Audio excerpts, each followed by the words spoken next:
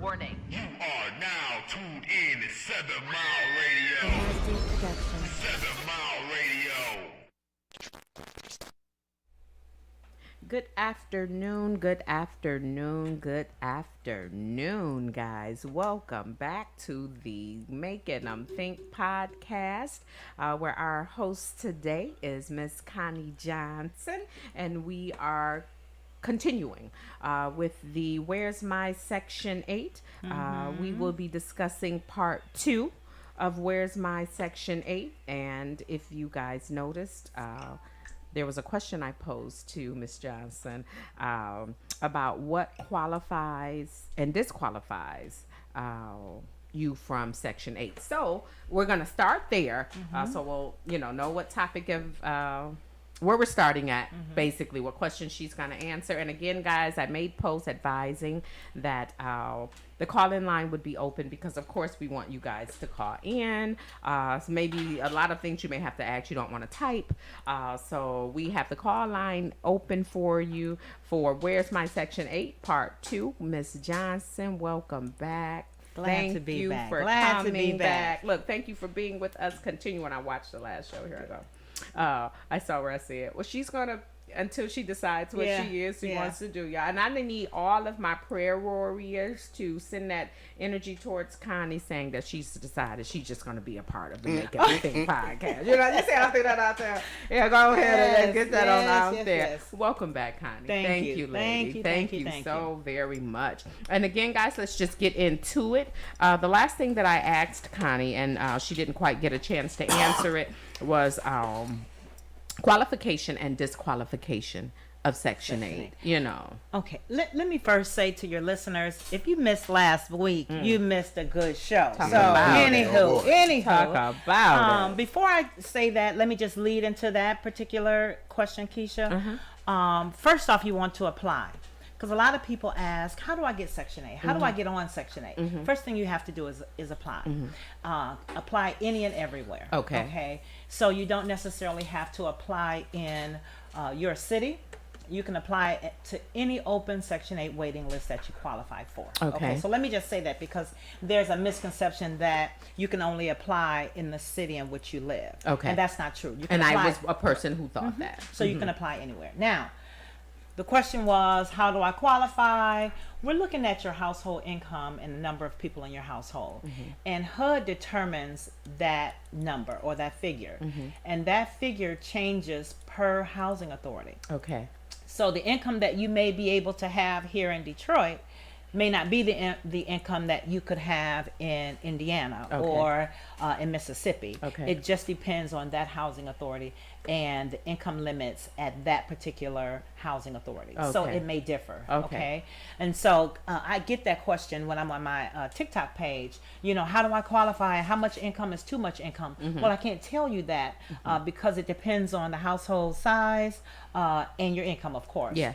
And so, but if anyone ever wants to know, do they qualify and what's the income limits, they can always Google HUD.gov or go to HUD.gov. Or Google income limits for Detroit or income limits for whatever city they live in. And so that's how you qualify income-wise. And then we're going to do a background check. That was, if you hadn't mentioned it, that's where I was going. Yes, we do a background check. Now, the two things that will absolutely get you denied for participation in Section 8 is a lifetime sex offender. Doesn't matter how old the charge is, lifetime sex offender, you just won't ever get Section qualified. So when you say lifetime sex offender, so you were actually charged as lifetime, and you're a person who has to report for the rest of your life. So you can have a sex offense charge. If it drops, you become. If it drops off, you could possibly be eligible. Yes. Okay. If you were convicted of manufacturing methamphetamine on a federally subsidized property, then you'll be denied. Yeah. Give me a breakdown of that. What does that mean? So let's say, for instance, you're in one of HUD-funded apartment complexes. You are cooking up meth, selling it, cooking it, whatever. You get raided. you get charged, you get arrested. Okay. You have a record for manufacturing methamphetamine. Okay. You can't get Section 8. Is it just meth? Just or right now. Well, let me say. So they're specific to a drug? let me specify something. Okay. Absolute denial, methamphetamine. Okay. A possible denial is drug use. So you can possibly have been arrested for marijuana, cocaine, or something like that somewhere in your past, and you can possibly get on the program. Okay. But if you were convicted of manufacturing methamphetamine on a federally subsidized property, you can't get it. You can. It's just It's the rap. absolutely It's no. just the rap. Yes. Okay. So basically, it's the difference between one who was producing the drugs as opposed to one who was just using it. Because manufacture means that you were That's my making point. the Yes. drugs. And see, that's what I'm saying. And forgive me for my ignorance. But say I'm doing crack. I'm cooking up crack and it get raided and I get caught. I'm eliminated. No. See, that's what I'm No. saying. So it's specific to the kind of drug. Right. Wow. And what people have to understand and realize is that because they'll sometimes direct their anger at the housing authorities, but that's not our regulation. That's HUD's regulation. Okay, so certain things that we have to deny for, certain things that we can accept, is usually a HUD regulation that we have to abide by. Now, all housing authorities have the discretion, to make their own policies and procedures. For instance, some housing authorities will say, well, we're going to look 3 years back in your criminal history and see what you were doing. Other housing authorities may go 7 years back. Okay. So HUD gives each housing authority the discretion to do either. Okay. And so that's how that works. Okay. But understand, and I have to, keep reiterating this, is that HUD makes the regulations. Yeah. We just have to abide We're just by them. followers. Yeah. So is HUD pretty much the head corp in charge?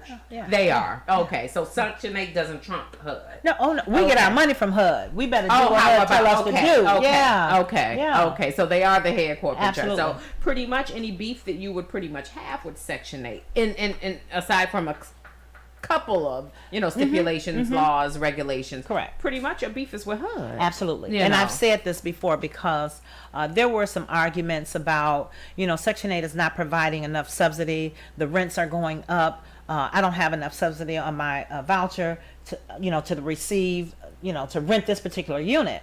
But we are limited with the funding that we receive and the payment standards that HUD sets. HUD sets the payment standards, okay? And so it's not us. So we have to abide by whatever those payment standards are that HUD sets. Okay. Now, again, they give us the discretion to increase it a little, but not a lot in some cases to cover some of the rents that is just exploding now. Okay. And so some people think, well, the housing authority is not giving me this, or the housing authority won't increase that. It's not us. Yeah. HUD sets Yeah. those limits. Yeah. We just have to abide by And it. so looking from the outside in, of Yeah. course, I'm going to have the gripe with you guys because Absolutely. you're my first touch of contact. Yes. You're my first source of contact. Yeah. So if something that's just like I'm calling a company and the customer service was bad and I'm pretty much, I feel I haven't been serviced like that first agent that answered the phone getting the business. You know what I'm saying? And Yeah. it's not that agent specifically. Not that Yeah. It's just individual. that, That's just the it's policy. just That's a the policy. system. That's That's how right. this goes. So That's right. your gripe isn't even with me. That's right. It's with the way this system goes. That's okay. right. That's right. Cool. And then that's another myth you probably just debunked because Yeah. a lot of people probably firsthand Section 8, Section 8, Section Absolutely. 8. I don't want to talk to anybody Yes. else, Yes. And that's just like with the state of Michigan when you get that public assistance and they help you with your light and gas and they say, well, the state gave us this and that. We're not the state per se. Yeah. We're following the guidelines That's of right. the state. Right. That's right. This is this much, then this is how much we are allowed to give you, That's and right. that is that. That's right. Because That's I can right. imagine, playing devil's advocate, being on the other side, I can imagine some of the crap that workers go through, caseworkers go through, because of how the state regulates, Yes. and Absolutely. people not looking. I mean, because you can look at it like I understand their rules and regulations, but I'm not really concerned with that. My concern is my concern. This is what I'm going through at this time, Yes. and what are you going to do? I don't care that the state That's right. said that, but this is what I'm going. Yes. And in most cases, clients forget the fact that you're not our only client. And so they do oftentimes want that one-on-one You said discussion. Personalized right, conversation. Right, absolutely. I need you to follow up with me. I need you to continue to call back and forth. But what you forget is that I have 500. They want a Section 8 coach. Come on now. That's Absolutely. it. Hold my Yes. hand. Yes. Like you're Yes. my Yes. Section 8 caseworker. case. That's it. Yes. That's it. You're Absolutely. mine. And Especially I if don't you're wanna hear good, about right? it. And Yeah. you explain Baby. them the things in a way that they can understand it. Yeah. Now they Yeah. attached. They want to only talk to you when they That's talk. Yeah, right. and then you know what, Mark? That is so true at my job. And I'm just the type of person, I like to communicate and break things down to a point where it's line upon line, precept upon precept. Yeah. You ain't missed nothing Yes. that I explained. Yes. And so for what I do for a living, baby, it can get baffling. You don't know the rules, the That's regulations, right. the laws That's that have right. changed. And when I have when I'm talking to my people, I never take for granted that they know. Exactly. So the topic that we're discussing, I can say, okay, you need this document because of this reason. Yeah. But this reason is what it protects from da da da da. Yeah. Thank you. No one Ever ever told explain- this to Yes, me. Like, yes. and this is the thing. Can you call me back? Yeah. Can I Yeah. call you directly? Yes. No, you can send me an email Right. if I'm available. That's I right. will, but you do have to go through the main source of contact, Yes. but you're right, Mark. They appreciate that. They do. It They feels do. like you go the extra mile and it feels like you care. You know what I'm saying? But we're doing what's natural to us. Yeah, we want that's to make it. sure that our clients get the information that they need. Yeah. And then also sometimes I'm guilty of speaking in Section 8 terms, and somebody will look like for instance, if I say, yeah, we're going to subsidize your rent. Well, what is subsidized? What does that mean? Yeah, Yeah, right, exactly. yeah. So you can't take for granted that They word. know. Yeah, that Yeah, you yeah. have to always break it down. And some people who find a caseworker who is attentive, Yeah. who will break things down, make Yeah. them understand. They want to keep that case manager. Yeah. I worked with a young lady once before. Uh-huh. She was horrible.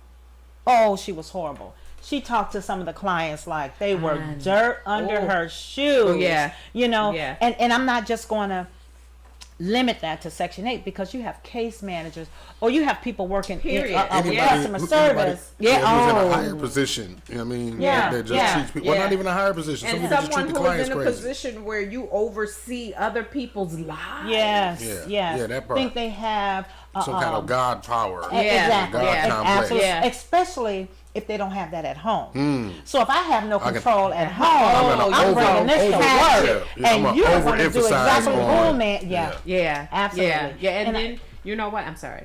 And that's a lot of the things that, like I said, when I sat in that office with and I was talking to my daughter about that what I meant in that conversation, and when I was telling her the word I was looking for, my mom told me yesterday, it was grant. Okay. Remember, you have to add people to your Grants. grants. Okay, Yeah, yeah. it was grants. Okay. I couldn't think. Yeah. I'm like, Mom, what was it called when you had to go in, you had another baby, and you put them on your case? She was like, well, add them to your grant. Yeah, that's the word. that Add was them it. to the That was grant. it. Yeah. So, and it was like sitting in there, and it was just the way, like even the way they came out and called your Yeah. name. Yes. Like they were just it was- disgusted. Yeah. Yeah. You're wasting my time. Lakeisha Matthews. Oh, Yeah. that would be me. Right. We got a couple of comments. Somebody said, "Hey, beautiful" on YouTube. Who's that? Kate C. And then Janine Lee on Facebook said, "Hey, y'all. My question is, how long should it take once they transfer your voucher to another state?" You know, that could vary. That can absolutely vary. Some housing authorities, I worked with a lady, and I was assisting her in moving her voucher from Virginia to Georgia. Okay. She started the process early December. February, they hadn't sent her paperwork over. And so she reached out to me so that I can help. And I did. Okay, so we got them to send her paperwork over to Georgia. But let me back up a little. Okay. And for those of you who are on Section 8, they need to understand this. Your voucher has a time limit on it. I was gonna- that was gonna be You my have a time limit. So if you go to your worker today and sign for your voucher, saying you want to port it to wherever you're going, and it takes that person 3 to 4 weeks to even fax it or something like that, that's a whole month or 3 to 4 weeks has ticked off for your voucher. Now, is that a ball drop of that person who was supposed Absolutely. to fax it? Absolutely. Okay, so that's Absolutely. not like they had case So they loads supposed and to I do it didn't in a get to timely you. fashion. and What that they helps. should do is adjust the time limit on that voucher, because it's the housing authority's fault that it took a whole month for you to fax something over or email something over, you know. And of course And I get it. Hey, listen, and I get it. Everybody's busy. But we have to take account. We, being the housing authority, sometimes have to take accountability. It does not take 3 to 4 weeks for you to fax something over or email something over. So I know I may get some backlash from some housing authorities, but the truth is the light. Yeah. And that It mistake- does not take you 3 to 4 weeks to fax something or email something over. And a mistake Okay? like that will affect Ooh. someone's Oh, ability absolutely. to be able to find That could be housing or not. detrimental That could in be- some that could be a cases. determining, It could be. determining Yeah. factor. Yeah, sometimes. they The may time need frame. that 3 or 4 weeks just to look for another house. Just, Yeah. you know, just Yeah, give I me was that, gonna say you know. that. So Yeah. it should not take that long. But nevertheless, getting back to the question, it could vary per housing authorities. But I would say to the participant to stay on your case manager. Call every other day, every third day to check, hey, did you, don't call the next day, you know, give them at least a 48-hour turnaround time. If it's the weekend or a holiday, give, you know, a couple extra days, but it should not take a week for them to email or fax your stuff over to your housing authority. Right. And Okay. then the thing, and then like again, devil's advocate, just to be fair. And then in the last show, you did mention that the work power. I mean the Yeah. so like, and just being fair. So say you get it, and your workload is because manpower is. And I'm sorry, I didn't. What is the responsibility of that caseworker in that case? Your workload is loaded, and it's not because like you're dropping balls or anything. I mean, you're moving in the fashion, but baby, this workload. Yeah. Do they ask for assistance? Do they assign help, or are they just responsible for reaching out to the people? I mean, how do they say Yes, and yes. Okay. Okay. But as a former case worker and then assisting my staff members, you have to manage your caseload. That's just the bottom line. You got to manage it as best as possible. Okay. You got to put things, and you have to say, okay, Monday I'm going to work on recertifications. Tuesday I'll work on interims. Wednesday I'll work on moves. I mean, you have to set up a process where you're touching something every day and getting something accomplished. You know, there are times in which, let's say for instance, somebody had a house fire. So you have to grab them and put everything down and work on this house fire because we have to get this person so rehoused. exception to the rules? Absolutely. Okay. Absolutely. Okay. But as long as you stay on top of it, I mean, in most cases, you know, it's a stretch. Yeah. Because it's a fast-paced industry, okay? And that's why it's so hard to always answer the phone when somebody calls. Yeah. You know, I have Yeah. all of this paperwork I'm trying to get through. And you may I can't want stop. to. You may want to. Absolutely. You may want to. So basically, some of the clients just may not understand the magnitude of how much work Yeah. Yeah, one they don't. caseworker may They don't. have. Yeah, and Yeah. then in all fairness to that too, you being in a situation that to where say you pending eviction, you know, and the landlord is saying, okay, I'll work with you while you try to work with the Section 8 thing and get it figured out. Now, again, devil's advocate. I love you playing devil's I advocate. do all that. It's my sign. That's I'm a okay. Libra. That's okay. It's my sign. I do it all the time. But devil's advocate, I am. Me and my landlord have an agreement. He's going to wait for she's going to wait for me until the Section 8 thing comes to pass. And I understand you got a workload. My eviction date is 5 days from now. Yeah. I haven't heard anything. I haven't. My message in your phone might not be cute. Yeah. I mean, because the distress situation that I'm in, you know, do you expect me to? Let's do some accountability. Okay. Number one, why are you being evicted? Okay. And number two, why do I have to jump hoops? Because you did something Okay. you had no business doing. That's fair. And now the landlord is evicting you.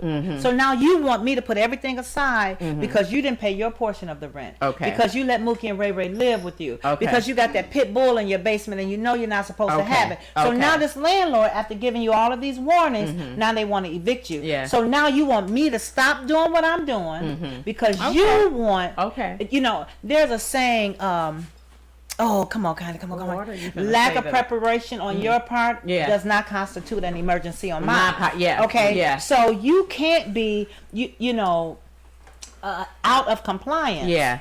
And won't, you know, And then now my back immediate. is against the wall. Okay, help me. Exactly. You know what I'm saying? And you know what? I'm just going to say too. Even those who put in a 30 days notice, who say they're not being evicted, they just want to move. Okay. Okay. And so they put in a 30 days notice to their landlord. and they mess around, don't do what they're supposed Not to do. diligent and find another now it's an home. emergency. Yeah. Now it's an emergency. Okay. And now again, you want me to stop doing what I'm doing because you didn't play your part. Yeah. Yeah. So I believe in taking accountability across the board. Okay. I hold the housing authority accountable for things, the clients as well as the landlord. So Okay. it's a partnership that everybody needs to understand. And you know what you said when you said kind of like someone who is in objection of Section 8. Just Section 8 shouldn't. Yeah. So what I want to do today, not be an objection of it, but I want to be the people who cause scenarios. Okay. I'm the kind of person Yes. who didn't. You see Okay. what I'm saying? Yes. So I am getting ready to move. I have a 30-day notice. Should I contact Section 8 first and make them aware I'm getting ready to make my landlord aware I'm moving in 30 days? Or do I make him aware first and then contact you? Like, will you guys send me back like, okay, we need something from the landlord saying that you're going to move in 30 days? What is that procedure? Well, here's the thing. With Section 8, nothing usually is black and white, okay? So you have to work with what you have. Do you have a good relationship with your landlord? Yes? Okay, then let the housing authority know first, because my landlord is going to work with me, okay? Let the housing authority know, and what we're going to do is say, we need you to notify your landlord, we need to know your move-out date, because we're going to stop making payments on that date that Gotcha. you said that you Okay. were going to move out, okay? Okay. And so if you remain in that unit past that move-out date, we have the discretion to go ahead and pay that landlord or not pay that landlord, okay?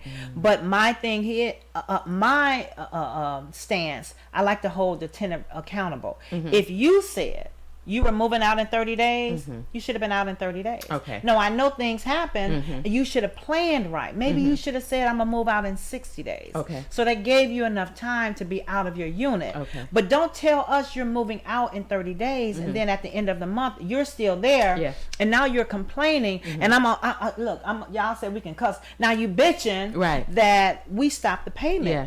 But you told us to because you said you would be out of the unit. Now, yes, we can go ahead and make that payment, but usually that landlord won't get it until the next month, and we'll have to backdate it. So That was my everybody next just question. needs to be consistent and on point with doing what they know they need to do They need to do it, when they know they need to do it. Yeah. You know what I'm Absolutely. saying? Yeah. As opposed to waiting, just feeling like, okay, well, the system will take care of it. They know Yeah. me, or that it'll just handle itself. No, you need to put yourself where you need to be to Mark, make things I'm glad happen. you said that.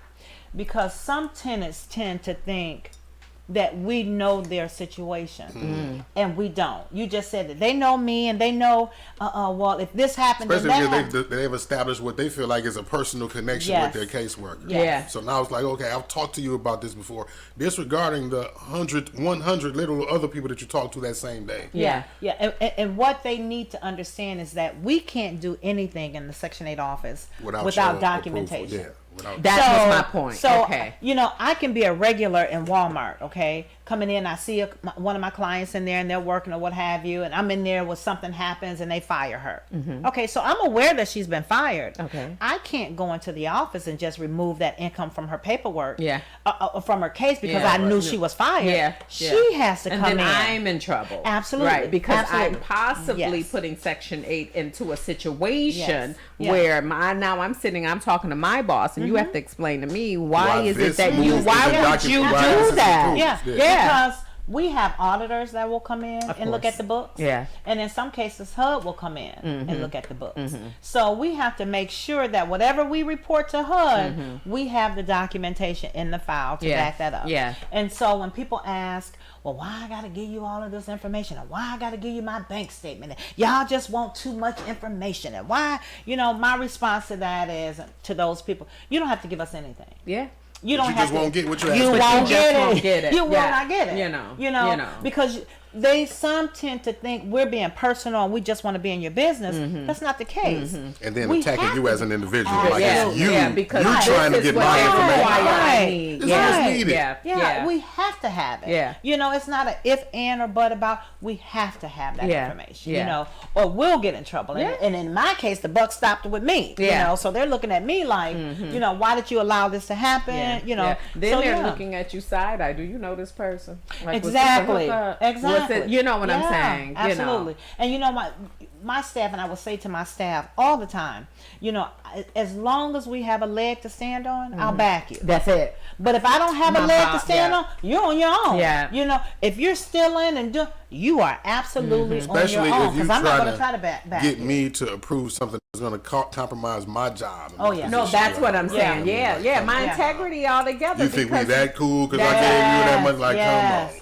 And Now, I worked in a situation like that. Yeah, and then the thing about give me it, the hooker. You think could just do like you could just push a button, flick a switch, and make what they want happen. Yes. You over there down there in the office, just flick the switch. Yes. No, that's not Policy. how that It's a again. And system that then has to be looking from the followed. outside in, thinking that you know what you know. And then again, especially when you're looking at that situation from your own personal situation. No, baby, that's just what you're going through. That's not how this works. right. I understand that you're in a dire straits of situation and things are happening, but as far as the way we do things, and especially if the ball drop was not on our That's end. right. But why can't you just? Yeah, exactly. Can't you just? They know that all they got to do is All they got- is no, because let me tell you something. I came from a housing authority where they stole $6 million. Allegedly, let me say, allegedly stole $6 million. From I Section came from 8? a housing authority where I was sitting in my seat, and the FBI walked in and said, "Everybody, put your hands up." No, you did. Girl, yes, I did. If I'm lying, I'm flying. Marcy, that's I the don't show because I don't have time for this bullshit you was on. No. Honey. Yes. Came in and say, "Step away from your computer. Put your hands up." Now, at first, I thought somebody was coming in about to shoot, so I'm about to get up under my desk. Yeah. But when they said FBI, everybody step away from your computer and put your hands up. Now I'm like, Is this while people were in the office? we were all. It was a work day. No. I'm talking about. No, it was during COVID. It was just so all we didn't staff. have right. It was all Okay. staff. I don't know what I would have did if It I was was been in the crazy. office and that happened. You know, but here's the Look, thing. your journalism would have kicked in, wouldn't have, Mark? Yeah, I'm live. I'm on the air. We put the feds in the building. Hello. But the thing here, they took all our phones. Yeah, about to say, put your phones down. Yeah, Oh, yeah, but yeah, it didn't take mine, 'cause yeah. he asked me for my phone. I'm like, this is my line of communication. I need my phone. Then I guess he asked the leader because they had particular names of phones they wanted to get. I wasn't on You that wasn't list. on the list. But I They was, knew girl, all let me tell you that. something. It was now I hear you say I wasn't scared. I was scared at first. Because I When I didn't know what was going on. I Yeah. thought they were about to shoot, a gunman that came in. Right. But when he said FBI, I was like, Oh. So it came can from mine happen? in trouble. Like, yeah. whoa, So when you whoa, know baby. you're now guilty, now you're like, Yeah, exactly. What Yeah, happened? like, What happened? So yeah. So I don't play that. You Yeah. know, people. I have been approached. Let me give you this amount of money. Put my name on the waiting list. Ain't that much money in the world. Wow. It is and not see that much what money in the people world. don't understand when they're asking you that. I understand that you may be asking me that as a favor to you, but what you're also asking me too Put is my ass on the line for and you. my integrity. That's right. And my integrity. That's it. You really are. My Absolutely. integrity. And then the next thing you know, you're going to tell somebody else I did that. And they're going to And tell then somebody. And they gonna tell And somebody. that's why the 'Cause you gonna feds ended up in so-called- there in the first That's place. it. That is it. Now look, you gonna so-called had a hookup. You gonna start charging people from your But the hookup, connection to me. yes. Yeah, it's never ending. And that's gonna grow. It's never ending. Oh, So, wow. no. So yeah, I've seen a lot in the housing industry. And I try to tell people this all the time when people be like, "Oh, they don't need to." No, baby, it's hookups and schemes. Yeah. Within every company, within every level. Because when I tell people where I work, they be like, "Oh, I don't Don't do it. That's right. That ain't what I do, And they baby. have to understand That ain't what I do. It's not just the lower level employees that get caught up. No, this is what I'm. It's the higher ups, the executive levels, because they are the ones with the access to the bank accounts, to the checks, and things like that. So, do the lower ones do? Yeah, they kind of do their At their ins and level. outs or what At their have you. level. Yeah. But the bigger one, that's where the big money comes from. And then yeah. it's kind of like in our everyday lives too, when the White House be up there on some bull, Yeah. and they Absolutely. done got caught up in their crimes, and of Absolutely. course we don't hear about all of them. I but mean, you know they're there. we live in the city of Detroit, where a former mayor was sentenced to damn near 30 years Yeah. Come on. for doing something that our current mayor Yeah, is is still still doing. now. Yeah. And he's having this cake and eating Yeah, and then Yeah. icing on the cake about that situation is they both did the same thing when it came to infidelity and That's what their I'm saying. marriage. Yeah. And, but Oh, it's the absolutely. icing on the cake though. One of them married his mistress. See. You know, that's a It is. that's a whole We're radio gonna stay show. on for That's it a is. whole- It very because, much You know, so. I don't like to be political or get political, but I think that's the one thing I can agree with. Yeah, that is Trump, it. What Trump did was part. Don't look at me, Keisha, because you know that's a whole nother. No, show. it is. That's a whole nother It show. really, really is. But yeah. And then you know what, Connie? Another thing and about Section 8. So, again, I want to play the person who. I don't care what you're talking about. I'm in this situation, and now, how is the turnaround? And when I ask a question, you'll know what I mean by turnaround. How is the turnaround when a recipient of Section 8 is in a jam because of Section 8? Because of, and like you said, it took you weeks to fact. Now she didn't meet that deadline. So this woman finna get put out. We don't. You have to do your proper chain of command. Okay, you're speaking with your case manager. If the case manager is not resolving the issue, then you ask for a supervisor. If the supervisor is not resolving the issue, then you go to the director. If the director, you keep going up the chain. Okay. You know, because if you were wrong, you know, you need to stand your ground on that. Okay. You know, luckily, I was helping this young lady, and I was able to speak with her case manager. And anytime I help someone and I reach out to their case manager, they start talking, and before I announce who I am and my experience in the housing authority, I kind of listen to what they're saying, you know. And so I was helping this one young lady, and her housing authority was late doing her recertification. And they wanted her to pay, you know, effective immediately. And I'm like, well, you know, and she would call me, well, they're doing this.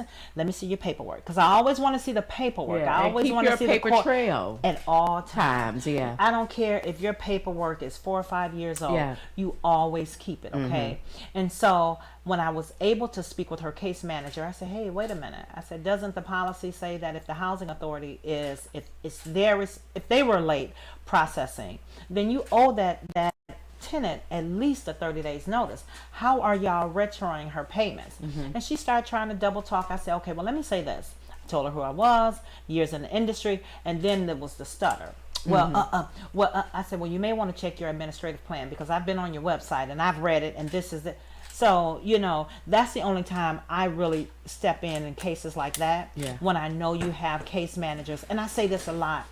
Ego sometimes plays a part in the decision that some people make. Okay. So if I've called you out on something, or if a tenant has called you out on some BS that you're on, ego is not going to allow you to say, oh, well, I'm sorry, it was my mistake. My mistake, yeah. Ego is going to have you to hold on to that mistake, knowing that you're wrong, and in the meantime, this person is suffering because of That's what I'm your saying. ego. Yeah. And so when I'm helping or assisting clients or people on my TikTok page, and I have to speak specifically to their case managers, you know, I'm never, or I try never to be aggressive, but I do stand my ground. I'm and stern.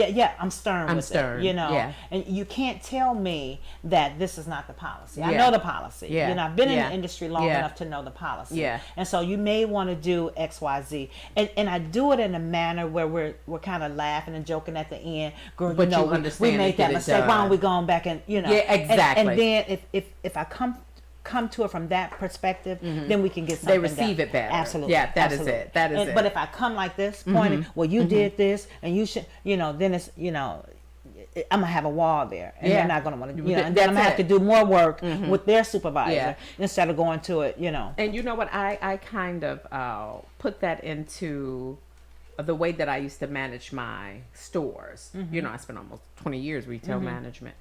And I put that in how I manage my stores, because honestly, I see it like this. My store reflected me. My team reflected Absolutely. me. Yeah. So if you came into that store and they was allowed to lollygag and they were allowed to, you know, while customers are in the store. Yeah. That means the manager herself got to That's be. right. You see what I'm Yes, saying? And absolutely. I used to tell my team all the time, and one young lady, her name is Heather. Heather was promoted to her own store, and she had been with this company, the company we were with for years, long after I left. You know, she was still with the company, and she made a status. It was about her store and her career and going in, and she said, "I want to give recognition."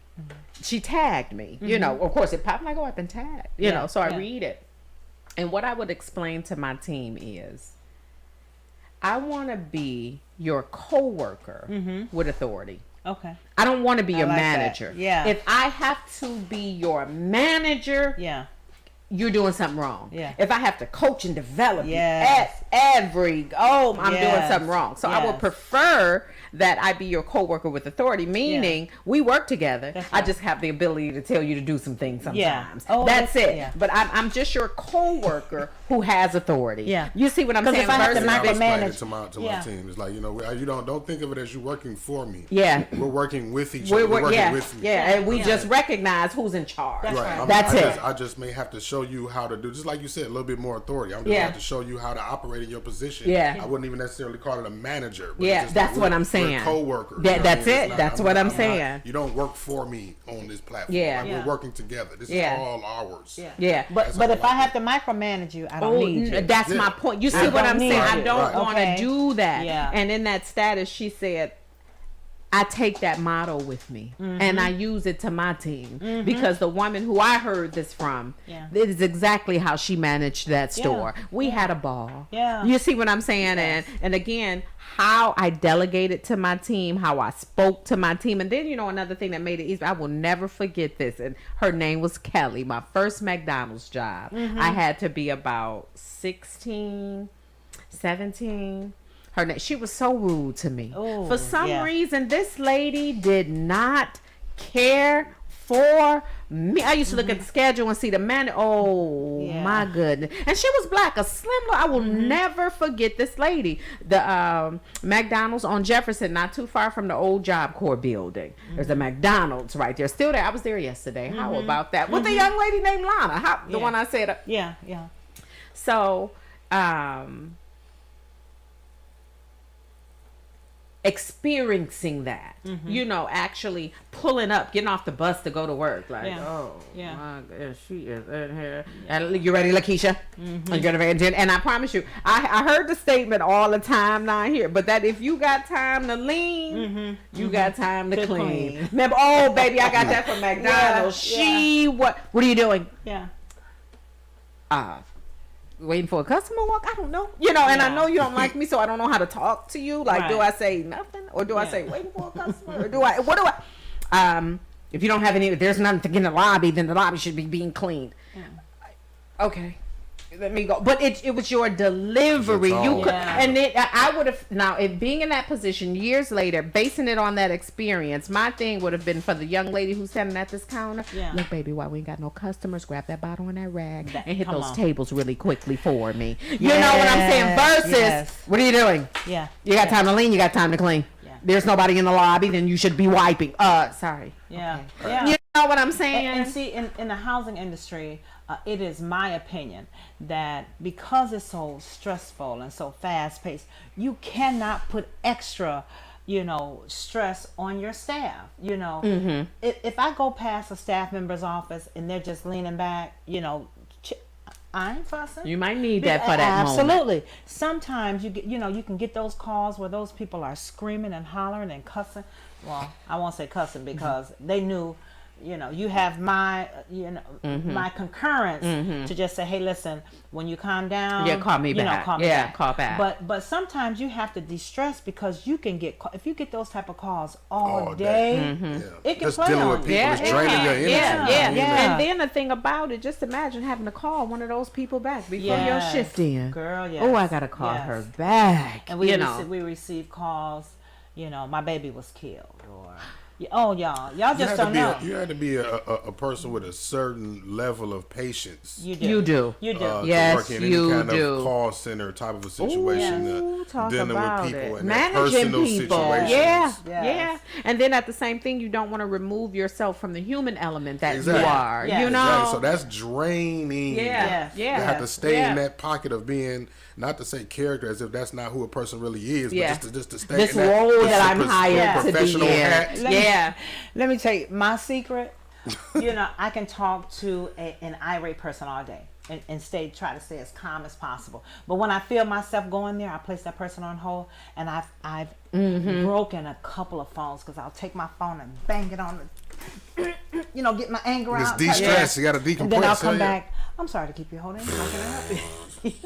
So, but I never want to disrespect the client. And then you don't want to Never. transfer that energy back into them. Right. That's it. Oh, baby. Absolutely. That You know is what I'm it. saying? Yeah. And guys, one moment. Carolyn Floyd says, R. Wilson 601 on TikTok says, I'm charging a tenant $800 below market for a larger unit because I want to help. I love you. We need Okay. more. We need more landlords like that. And whoever that landlord is, I appreciate you for that. We need more landlords like that.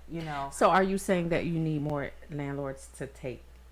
We need more landlords. Period. Okay. Not slumlords. Exactly. Right? Because Landlords, they here's- care, because if they know that they don't necessarily like, that's just showing a sign that this landlord is not greedy, right? Right. Knowing that he could charge $800 Right. more. I'm still making a profit off of. No, Yes. that was going to be my Yes. next question. what I'm Like you saying? said, I'm still more making like money. I'm still him. making money off of it. I don't have to make the maximum amount, Right. especially knowing the situation that some people are in right now financially. You know what I'm Yeah. saying? Yeah. So that's a golden thing that this person is doing. He R. says Wilson for said, a larger because unit. I want to help. Just Because he I wanna wants to help. help. you wanna Exactly. help. Exactly. And it's nothing wrong with landlords who are charging the max. There's nothing wrong with that. But if your whole goal and your whole focus is getting everything you can and not helping, Yeah. then Because some of these people are getting the max That's amount that self-help. aren't investing back into the houses, right? Right. That is causing the tenants to look at the housing authority like, hey, you need to fix this. So it's basically the slumlords we're talking about. We Yeah. need more landlords and not slumlords. Yeah. Yes, People just yeah. Absolutely. taking advantage of the loopholes that they know, or the the Yeah. holes that are in the system. Yeah. Yeah. So do you find that for landlords and tenants who have that kind of strained relationship with each other based on the fact, so say I'm a tenant, I'm in this house, I pay Section 8, I work, I mean I'm contributing. Okay. Regardless to whether or not I get Section 8. Then disclaimer, I'm not saying people who get Section 8 don't contribute. Okay. But what I'm saying is I contribute to society. Yeah. I get Section 8. I need this for right now for the income that I have came in. I keep this house clean. I keep it up. You know what I'm saying? This is my home Yeah. for now. Yeah. But now the relationship that I have between myself and the landlord has become strained because due to the fact of the type of person I am, I pay my taxes. And I expect to live a certain way. So I keep calling y'all because obviously the communication between he and I'm just not getting to the results that I want. So now I have a strained relationship with my landlord because I call you guys and say he won't fix these pipes in the basement. He don't. How do you guys intervene in that? Or is that a threat to the landlord? You're going to lose this money. Well, let me say this, Keisha. Some landlords have the mentality that I am the boss and you do what I say. Else I'm going to put you out. And those type landlords have their tenants in fear, and they won't say anything. They won't come to Section 8 and say, I have a flood in the basement. Oh. For fear that they may be put out. They may be evicted, And so we have some of those landlords. But for other landlords who, just didn't get around to it for whatever reason, and a tenant is complaining. Yes, they call us if you have a flood in your basement. We can do a special inspection and go out. Now, for some tenants, we have to explain. If you call us and say there's a flood in your basement, we do a special inspection. Okay, we're coming out tomorrow or the next day. By the time we get out, even if it's tomorrow, if the flooding is gone, we can't fail the unit because there's no evidence of flooding now. Oh, wow. Yeah. So in those cases, and I say Take to pictures and... Yeah. What I say to the tenants too, listen, you have a voucher, a Section 8 voucher, where you can go anywhere. Why do you put up with a slumlord who won't fix anything, who wants to make a side deal with you, who is just out to get the money from Section 8. Absolutely. Yeah. Absolutely. Yeah. And so I think if more tenants stood up and say, hey, listen, regardless of whether I'm paying all the rent or not, you have a responsibility. You signed a contract with the housing authority that said, I will keep this house in HQS compliance. And so if it isn't, then you need to get this and that fixed. Okay. Now, holding the tenants accountable. I had a young lady once. Her unit failed inspection. Landlord wanted to evict her. So she came into the office fussing. I don't understand why he wanted to evict me. It was just a few holes in the wall where my son had kicked a hole in the wall trying to kill a roach. Girl, when I tell you, the mentality that you didn't want to take accountability for what your child did to this property. But then you came in and said he was trying to kick a roach. But that's the whole thing that got me. But I'm like, okay, anywho. But you don't want to take accountability for what happened. Yeah, Keisha. And we hear stories like that. We hear stories like that all the time. I remember, this remind me of a news story where someone shot a hole in their wall in Detroit. It was on the east side, so at a roach. Oh yeah. Listen, I've heard some they wild shot stories. at the roach. Shot at the roach. So target practice with the roach. Yes. But the bullet went somewhere else? It went through the wall. Yeah. You shot a hole in your wall trying to... Somebody called, I heard a shot over here. Oh, shooting at a roach. Boom, boom, boom. Yeah. I don't have time for this today, Mark. But I don't see, have time for this if you're not in that today. industry, you wouldn't believe. No, this is what I'm. Yeah, exactly. Yes. And sometimes looking from the outside in, and you hear these stories, like there's no way. Listen, there is no way. We call this story time on TikTok. So story time. You know, you can't rent from a relative on Section 8, right? Can or can't? You cannot. Oh, why? No, you cannot rent from a relative. Okay, and so we had this young man. Well, the young lady and her child got the house. You know, submitted her paperwork. You know, and my detectives, because staff members, you know, we have been trained to spot certain things. Okay? Yeah. So in our technique of spotting certain things, we found out that the son was also the landlord's son. Okay. Yes. Oh, so she rented a Section 8 home from her child's father. She was trying to. Okay. So it came across my desk. I had to reach out to the household. I just called the number.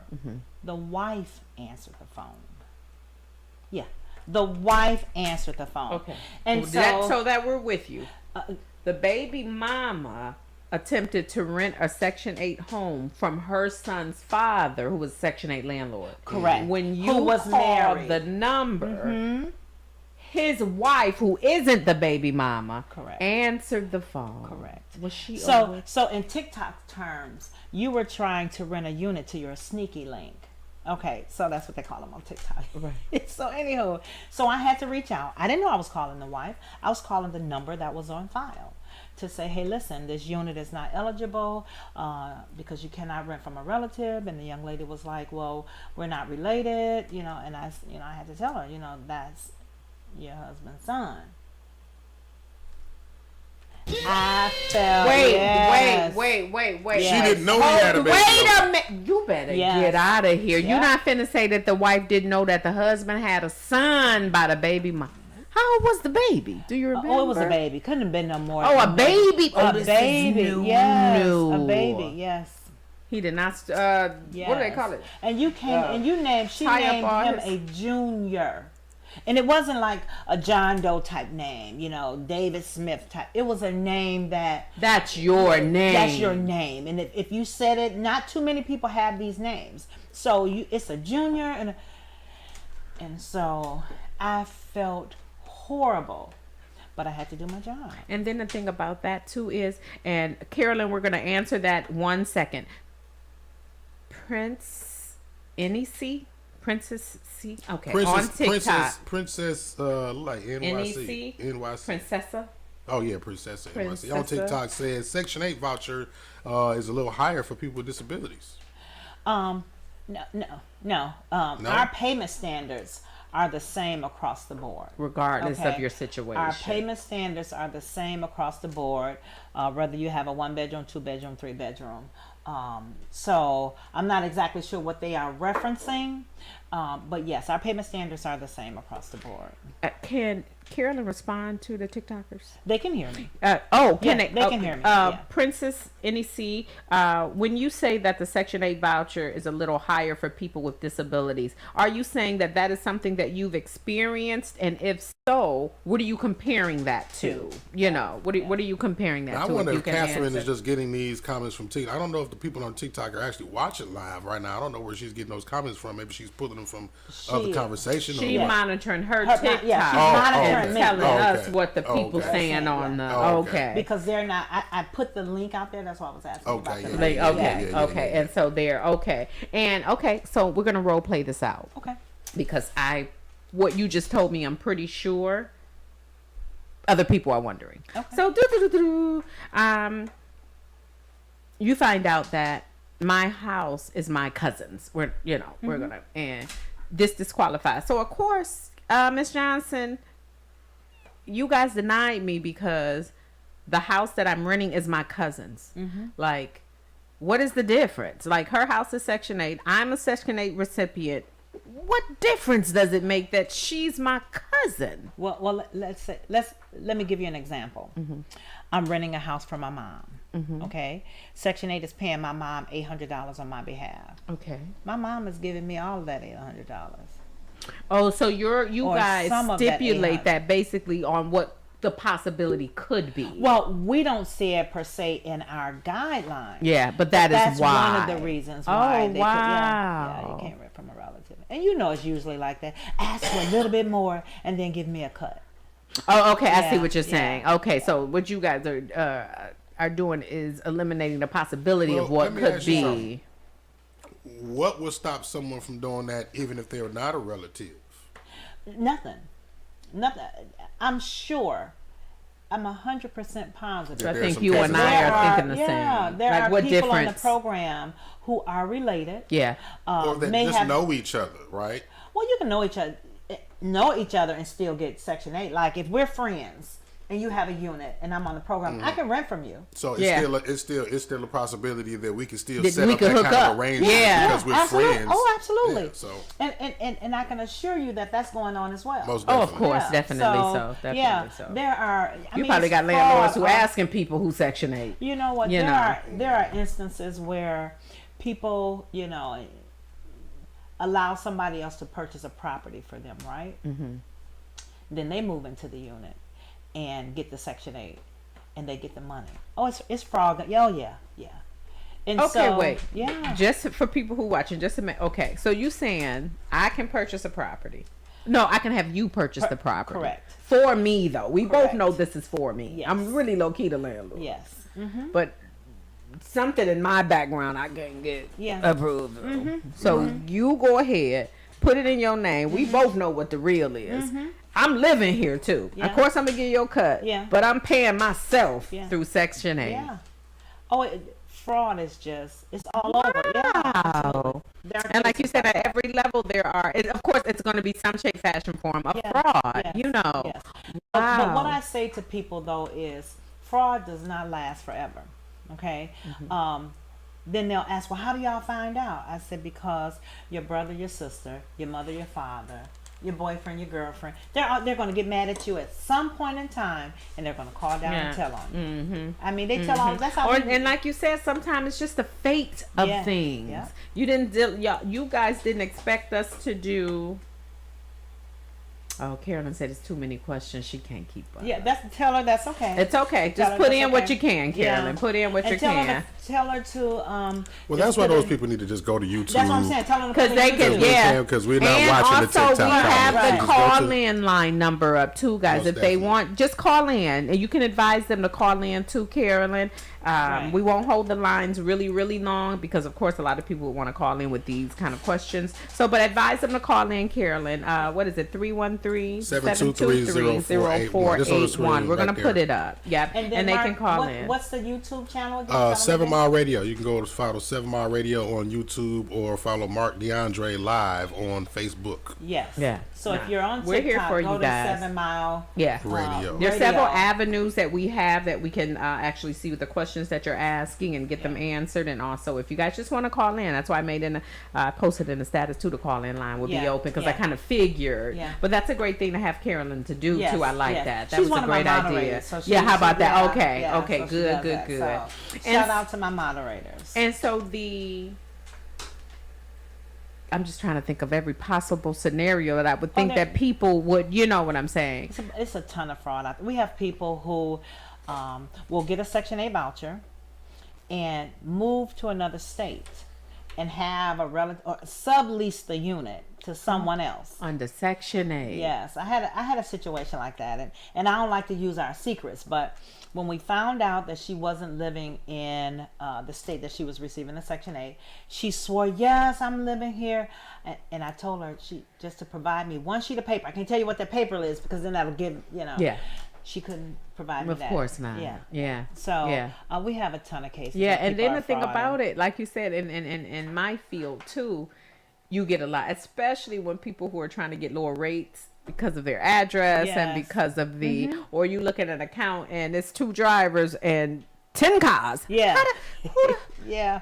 Yes. Audi's yours, boo? Yeah, Yeah. that Audi's yours? Have you got the But in some cases, I mean, I do understand that some people, due to their situations, they're not really trying to be vindictive. They're not trying to Right, scheme. right. They're not They just trying to. trying to It's get just what I ahead. need to do for right now. right You know, now. because I've Right been in now. that situation. Of course, I'm not going Yes. to put Who hasn't? myself out to Yeah. dry. Oh, yeah. But I was supposed to make a couple of reports well in advance Yes. of time. But I Come on need now. these to be full. That's right. amounts. That's right. Yeah. So I can't really do that right now. Yes. So Yeah. and then I'm going to report. I'll it, give you know. another example of what we all do sometimes. When we know we're getting a great big check, we go in and then stop our exemptions so that they won't take any money out. And then later on, I mean, so that's why you never say never. Never, yeah. You never point Yeah, fingers. yeah. Because while you're Yeah. you're not frauding in this area. Yeah, you're you could be in frauding in other another areas. area. Yeah, And you know? then as light as you want to see what it is that you're doing, it is what it is. You know what I'm saying? You may is not, what you it may have a is. different goal of your Yes. frauding. Like, I'm only Yeah. going to do this with 2 paychecks, then I'm going to go ahead and report And let me this. walk down some more people's street. When they get people to do their taxes and claim all of these exemptions and deductions and getting $10,000 and $15,000 back in a tax refund, Yeah. knowing you're not eligible for all of that. Yeah. So And how don't you going to point- prove that? Later on down the line, you know, like you said, eventually it'll catch up with you. You Yes, know, yes, yes. hopefully there's a little leniency Yeah, when it catches so- up with you. But 9 times out of 10, it is. Yeah. It is. And so for those people, such as yourself for today, because you're playing The devil's play- advocate, yeah.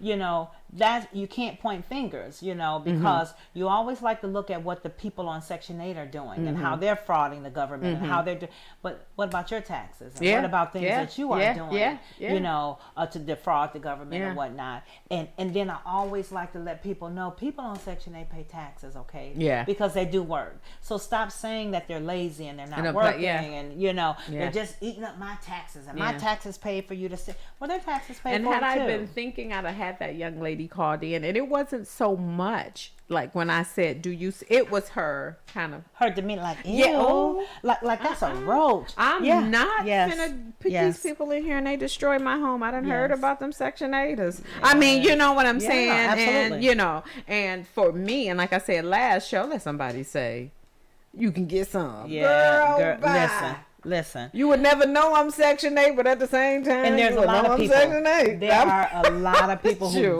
who do not know that they're on Section 8 because they keep their Section 8 has a perception that, you know, Mookie and Ray Ray will be swinging from the chandelier. The cars will be boyfriend on go the ground. move in, they fighting all the time, all kind of company, all absolutely. oh my And what they goodness. don't understand here is You don't have to be on Section 8 to do all of that. Yeah. You know, Yeah. you can be just a regular private citizen renting a unit where you're not paying your rent. You're tearing up the unit. Yeah. So, but because Section 8 comes with subsidy, a government assistance, you found something to demonize somebody for. And then you know what that also shows too, unconsciously to us, we stereotype. Yeah, we do. And not because, like I said, that a beautiful soul. Yeah. But she has that, you know, and probably doesn't even recognize that as something that she's doing. But that is a stereotype. It is you know, it really a is. Just like that's almost a racial. Yeah. Stereotype. Yes, like the people who on Section 8, they don't work, they lazy, they that. You know what I'm saying? Yeah. And it's a stereotype. And that's where I hold the landlords accountable for certain things. So, you know, I had a conversation with the landlord who, we didn't have a conversation. He made mention on my TikTok page where he was saying that a young man tore up his unit, you know, did all of this to his unit. And so my response to him was, where were you while that person you said that. You know, you yeah. didn't go into the unit and inspect your unit frequently. You know, you can't just let somebody stay in your unit and not go in there to inspect. You know, so I hold landlords accountable when they say somebody's tearing up the unit, because you are not. If you go in there every 3-4 months and inspect, you can nip things in the bud. But I was going to say whether that's saying, okay, let's resolve this issue. I please don't put grease down the sink. You need to wash these dishes. You need to do, you know, or whether saying, hey, listen, we've had this conversation. I need to give you a 30 days notice because I need you to move.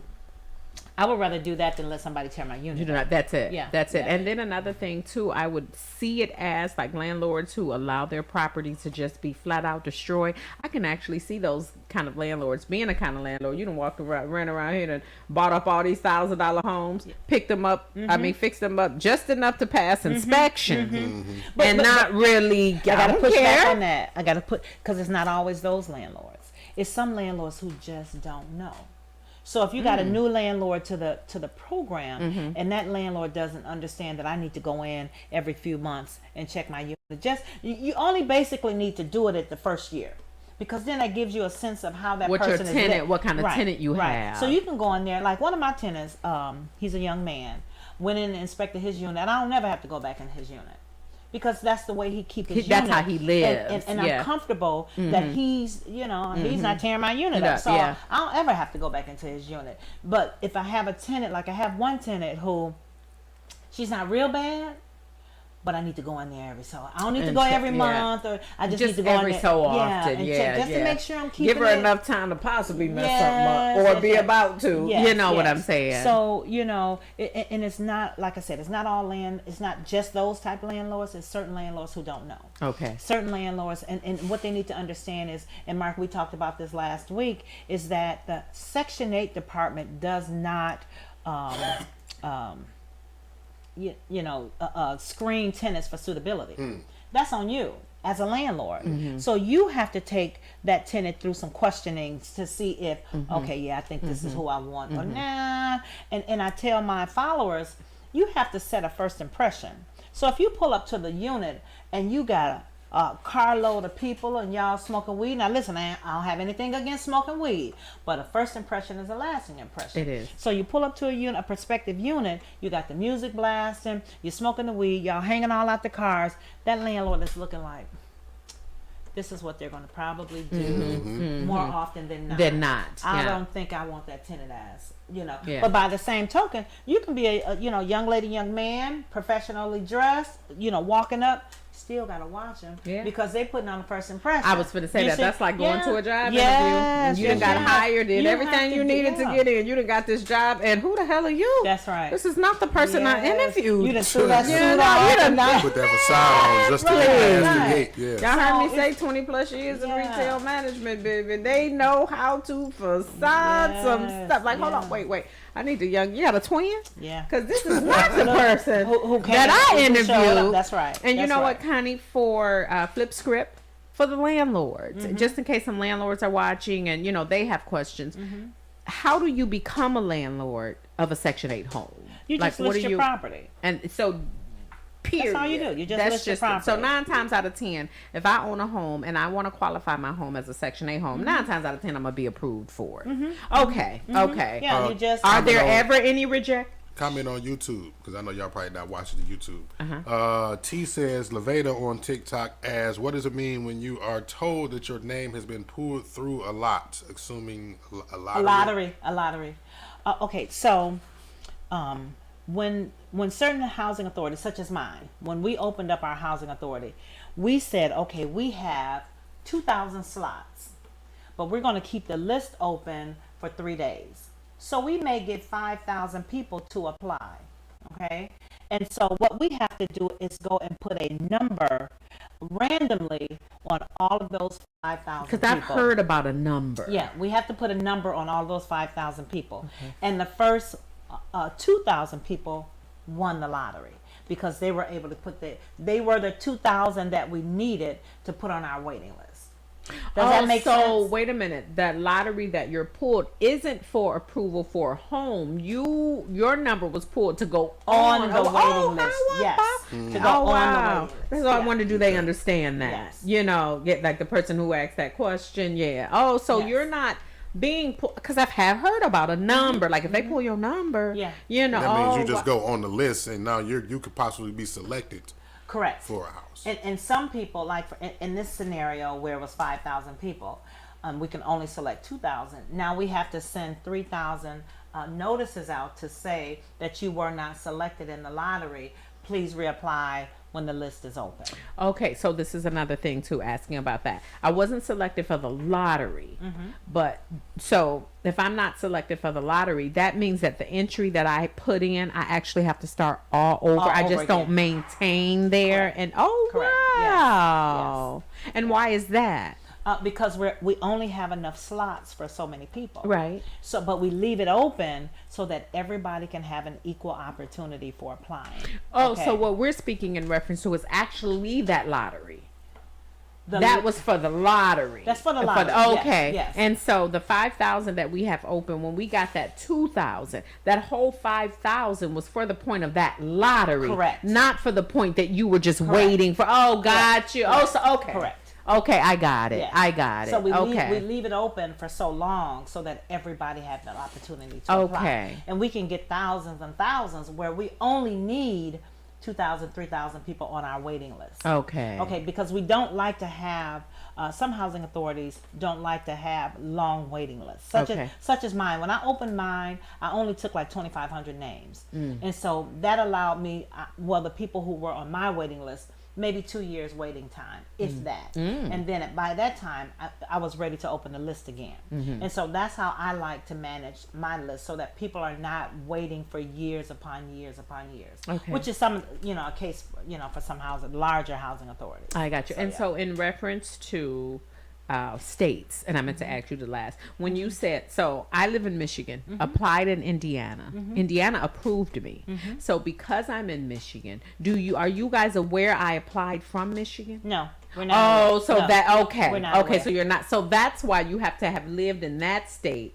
When you get approved, I had to go to Indiana for at least a year. For at least a year. Oh, Correct. For at least a year. okay. So you Yes. guys don't have any idea of what state I'm actually in. I just filled out for Indiana. Correct. But how do I fill out an application for the state of Indiana and give my Michigan information, but you guys don't know where I am? Talking about Michigan or Indiana? Maybe, okay. So say you said fill out for any state. Correct. I fill out for Indiana, but of course you need my personal information, Correct. my address, I'm assuming. All my address is Michigan. So when I apply for Indiana, how is it that you guys don't know I'm from Michigan? Oh, I'm sorry. I thought you were asking about Michigan. Yeah, we know you're from Michigan because you put your Michigan address. Right. Now, some people will go as far as putting somebody's A address fraudulent that they know. address Right. in But when Indiana. you come in, we're asking you to bring your ID. I was just about to say that, Yeah, but we're Mark, asking you that to would bring your mean, ID. yeah. So, and keep in mind, we Is know that, I'm sorry, not to cut you off. Is that possibly another reason for disqualification? no, like you- no, okay. no, Okay. because the only thing here is what I'm sorry, when you say disqualification, Like you said, when we're going to ask you to bring in your information and everything, your ID is going to say Michigan. I mean, in some cases you won't get for the people who preference. use like what Mark said, that address, but you come in and your ID is in It's Michigan. someplace else, then you won't get the preference. So what a preference is, a resident preference, is that housing authorities will say, we're going to service the people from Indiana first. We're going to put them at the top of the list. Anybody who's not in Indiana, they're going to go at the bottom of the list. Once we service everybody from Indiana, then we'll service everybody who's not from Indiana. Gotcha. Okay. Gotcha. And so when you bring your information in, that's when we see that you're from another state, and you have to live in that particular state for at least a year. I got you. More comments rolling in.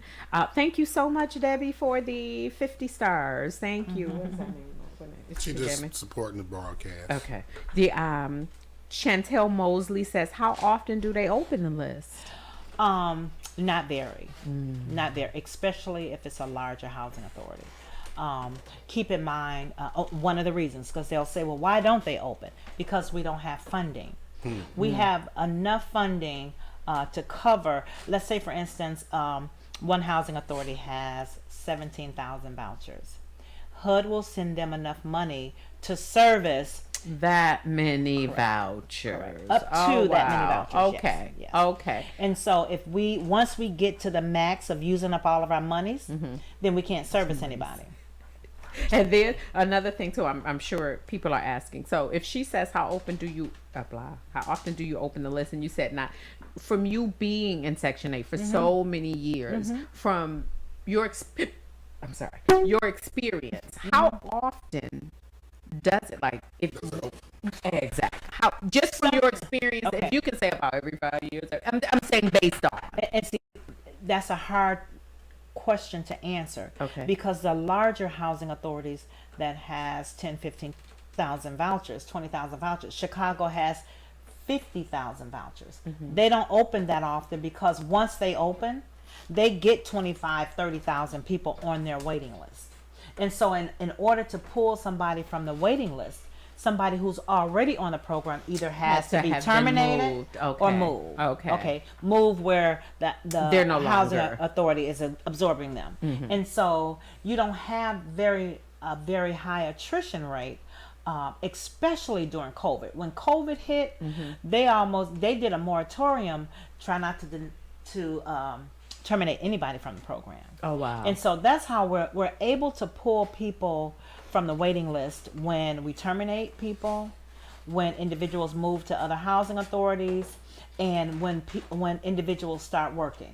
So when individuals start working or make more money, that means we're paying less on their behalf, and therefore I can pay more for somebody else. I got you. Okay. I got so you. when people say or make the misconception or misstatement that Section 8 just don't want people to work. Yes, we do. Yeah. We want you to work full time, 40 hours. And we want to keep you as a worker, you know? Absolutely. Because the more people that work on the Section 8 program, the more funding that we'll have available to assist other people. Because we're only paying a portion of what we would pay for you versus paying in full. Correct. Because you don't have a job at all. Correct. Okay, I got you. And Chantel Mosley says, okay, thank you. You are very welcome. Hopefully that answered. Chantel, if you needed any more questions, as you just did, please feel free and type it in. Shay Bailey on TikTok asks, can you register a home on the housing authority on Section 8?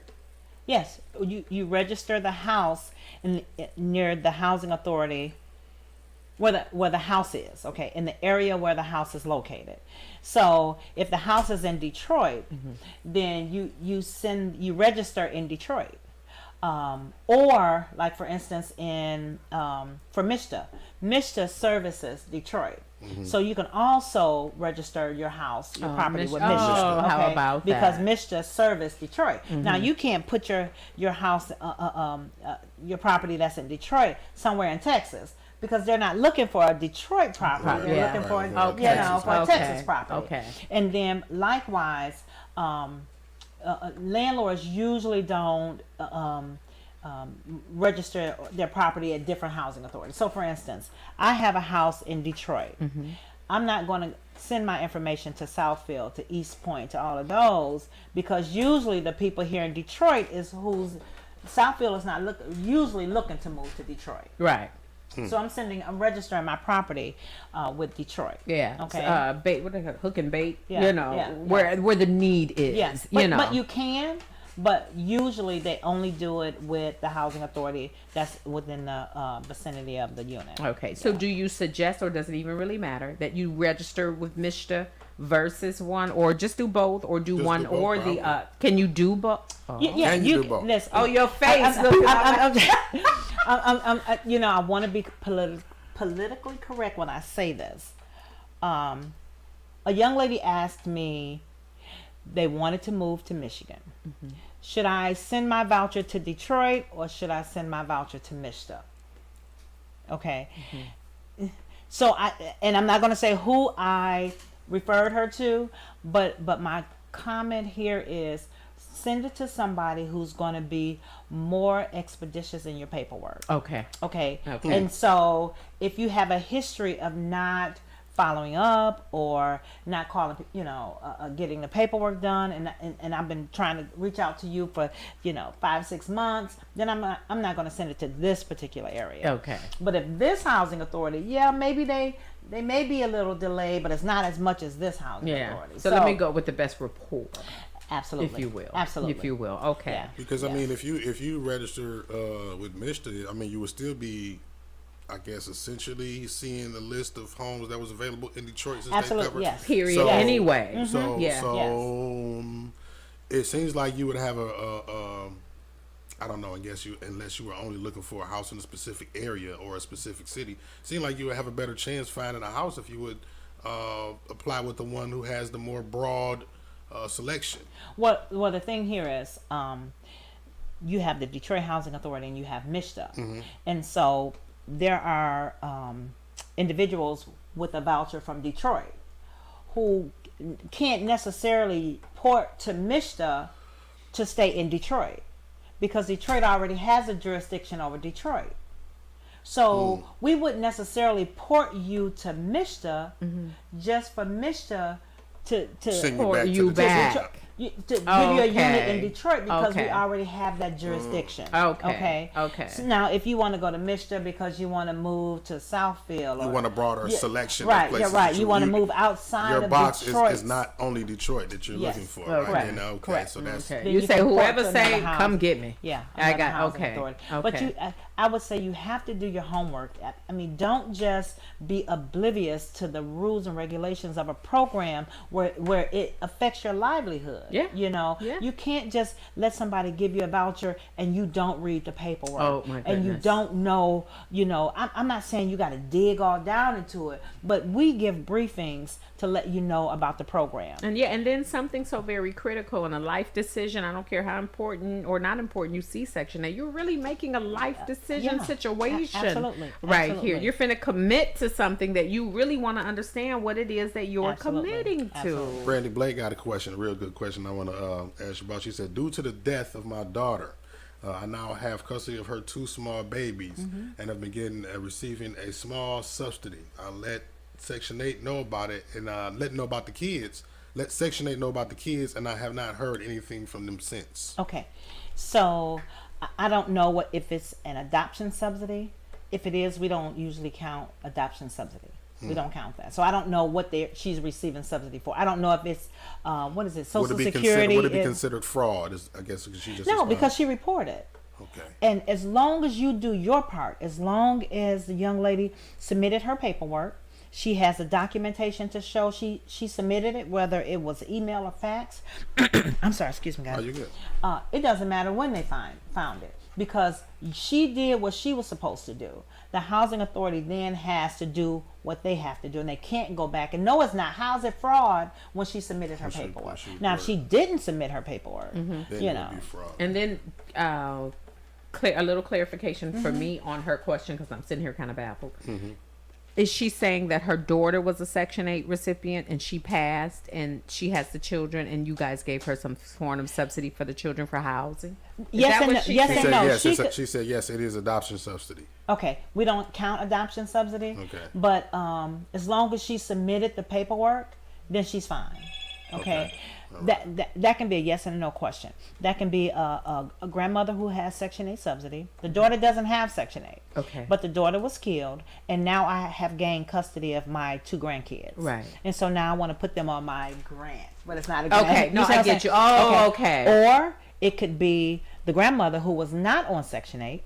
The mother was on Section 8 with Right. 2 children. Uh-huh. And so now I have to take custody of the 2 children. Now I can inherit the voucher because there are That's what I minors in the thought she was household. Yes. asking. That's what I thought she was Yes. asking. Okay. And I want to notate the young lady who actually asked us to do a part 2. Yeah. She says, "Thank you so much, ladies, for continuing this conversation and info. Never realized what all went into this and the process." Yes. You are very welcome, Debbie. Thank And you. as we told you we'd come back for a part 2 just to address something. And if you guys notice, half of the stuff that we're discussing today was not discussed Yes. last week. So just Yeah. to show you more and more information was out there for you guys. Brandy to Blake on YouTube, thanks you as well for answering her question about the adoption Yeah. situation. No as well. problem. You are very welcome. L on YouTube, man. Listen, like I don't know that question has nothing to do with the conversation. We're not talking about basketball, so we're not gonna Yeah. entertain that one. Yeah. But so move on.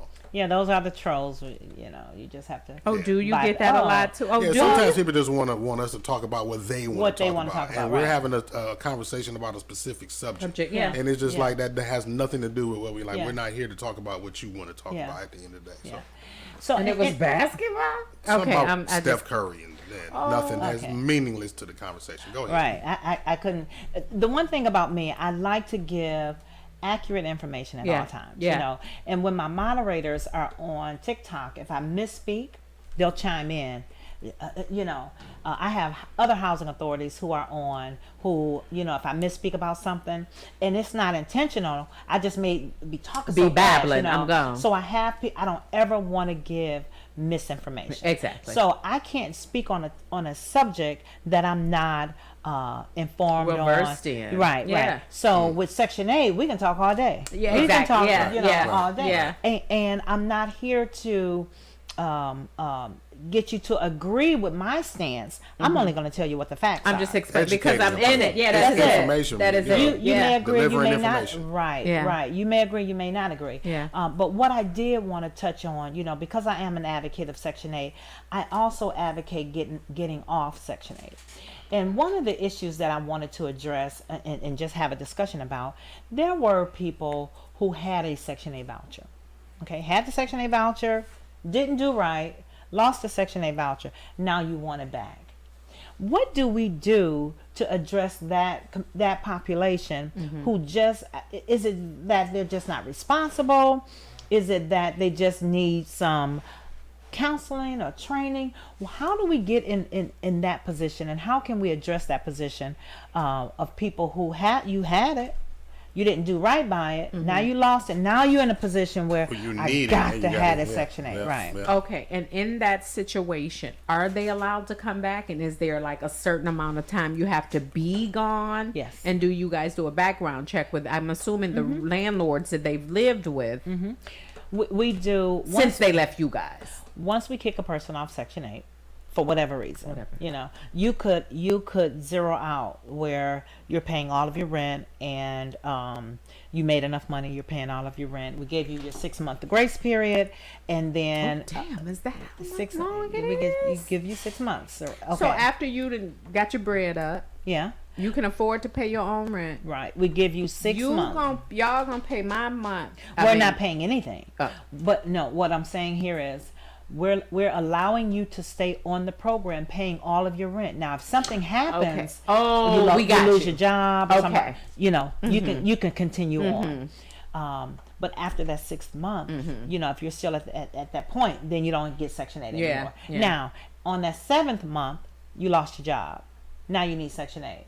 You have to reapply again. Oh, but you got to get out of here. Yeah. Oh wow. So we give you guys 6 months of self-sufficiency. Yeah, So before pay your you- bills, get the flow of this. Yeah. If nothing happens and if nothing changes, good for you. Yeah. You are self-sufficient. Yeah. That's the purpose of This the was the program. that was yes, it. and you that move was on. it. That was Okay. it. So, but other people, they come on, they don't pay their portion of the rent. That portion could be $10. That portion could be $15. That portion could be $100, but they don't pay their rent. And they get evicted, and then we can terminate them from the program for non-payment of rent. Then you're off the program. Depending on the housing authority, policies and procedures. Some people may, you may have to wait a year. You may have to wait 2 years to get back on that particular. Once the waiting list opens, you have to reapply. Yeah. To get back on that program. So I just don't understand. I don't. And for some people, they're luckier than others, because I've seen a young lady get kicked off the program. We opened up our waiting list. She applied and she got back on. Oh, like right that. back on. Okay. And so, in reference to being kicked off, are there certain time limits to get back on based on why you were like the meth thing, you out of here for good? For good, right. And then, it depends on the housing authority, because some housing authority says you have to wait 3 years before you can get back on the program. Wow. And then, but that's Per not state? saying, per housing authority. Different housing authorities have different policies and procedures. Now, the rule may be you can't get on the waiting list. I mean, you can't participate in the Section 8 program for 3 years. That's not saying you can't apply. Okay, so I would advise to go and apply, because by the time they call you 3 or 4 years later, it is what it is. exactly. Yeah. So, oh wow. yeah. Wow. It's an excellent program, but again, it's not a way of life. I have for able-bodied individuals. And then the thing about it now, like sitting here, listening to you and getting all of the information, even challenging some of the stuff that, and like you said, and which we will have. I'm going to make a post about it. And if you guys here, even if you want to call in, if you're not able to make a physical visit to the studio, someone who has an objection to this. You know what I'm saying? Someone who just Section 8 is this, and this, and this. And then the thing about it, I'm not talking about basing it on bad experiences. I'm not talking about the myths of the myth. Like, you really feel you've done your research and you have a ground to stand on about why you would attempt to deter people away from Section 8. But Keisha, I would like those people who had a bad experience. Okay. Because I need to know what happened. Okay. What did you do? Where did did the housing authority drop the ball? I would love to know what caused that experience. What gave you your experience? Because a lot of things too, you'll have people who actually discourage people from coming on to a program. Basically, when don't do that, baby. That was because of what you did. That's why Section 8 has the perception that it has. My friend told me that they did, Section 8 ain't this and Section 8 ain't that. Well, your friend never had Section 8, so how does your friend know? You said that last time. Yeah. Going off of what someone else has said. Right. Who didn't know what they was talking about. Absolutely. And then the thing about it, really digging your own grave for receiving that information and not looking into that for yourself. And that's like, and then a couple of my Facebook pages were kind of shut down because of my political views on things. But what I used to say which is the reason this last page, that Lachelle page, I was just kind of everywhere with that page, because I'm tired of them coming up so I'm everywhere with that page, but Brandy, still kind of on YouTube has another comment. She said, I'm in Detroit right now. How do I find out how to purchase a home with my Section 8? you can purchase a home? Oh, absolutely. It's the homeownership program, Section 8 homeownership program. Yes, you can purchase. Wait a minute. I'm sorry. and then Brandy, Brandy, are you saying how can you use your Section 8 voucher to purchase a home, or you purchased a home and you're in Detroit? How do you get on Section 8? I think she wants to know about the homeownership program. How about? I didn't know. You can purchase a home. You have to be a Section 8 participant. But yes, you can purchase a home. Oh, I need some water. He went to get you can purchase a home using your Section 8 voucher. Okay. The only difference is where we would normally subsidize or assist you in paying your rent, we will assist you in paying your mortgage. Okay. And I have to say now, because every time I have a TikTok live with this topic, a lot of people go, well, they don't have, I asked, and they don't have this at my housing authority. They may not, because although it's in every state, it's not in every housing authority. Okay, right. It's not in how housing authorities have the option to participate in the homeownership program. So it may not be in all housing authorities. So is that a Google? Like, can you Google which housing authority has the homeownership? Like, you can how go do you find? HUD.gov. You can go on HUD.gov. Okay. Yeah, and you can find every housing authority that has the homeownership program. Okay. You can reach out to your housing authority. Now, I've also said too that you may not want to speak with your housing specialist, because they may not know that their own housing authority has a homeownership program. Okay. Oh, absolutely. Yeah. How's that possible? It's possible. It is absolutely possible. Yeah, it's absolutely possible. So I always say, refer to an agency's website or call, a supervisor or director or something like that. And if all else fails, go to HUD.gov or come to my my TikTok. Yeah, I all always things say, Section yeah, 8. So, So, Mark, can you ask that young lady for her properties? I'm sorry, I keep thinking that she has properties. What has she done so far to kind of inquire deeper? Has she done anything yet? Well, yeah, Or- Brandy, I'm sure she can hear us. Okay. What's What has she done so far to get her home? As far as the homeowner purchase a home? program, Purchase like a home. has she? well, the first thing she has to do is to inquire. Right. Okay. Secondly, she has to qualify. They're going to look at her income. They're going to look at how long she's been employed. Different housing authorities, again, have different policies and procedures. So some housing authorities may want to see 1 year of uninterrupted income or 2 years uninterrupted income. Okay. They want to see what type of credit score do you have. Do you have 500 versus 700 or something? They're looking at that. So your credit score is still a factor too. But the thing about it is, don't let that discourage you, because the thing here is, once you get with a lender, they're going to tell you what you need to do to improve that credit. Okay. So if you have like some collections on there, they're going to tell you what to do. Okay, pay this Think off of that, or do whatever, yeah. and If you've then ever been through the in home 3 loaning months, process, right? yeah, In 3 yeah. months, your score go back up, and then we can get you approved. So don't let that discourage you. And for those people who do have a low credit score, what are you doing to improve that credit score? Yeah. You can't just do nothing and expect that credit score to increase.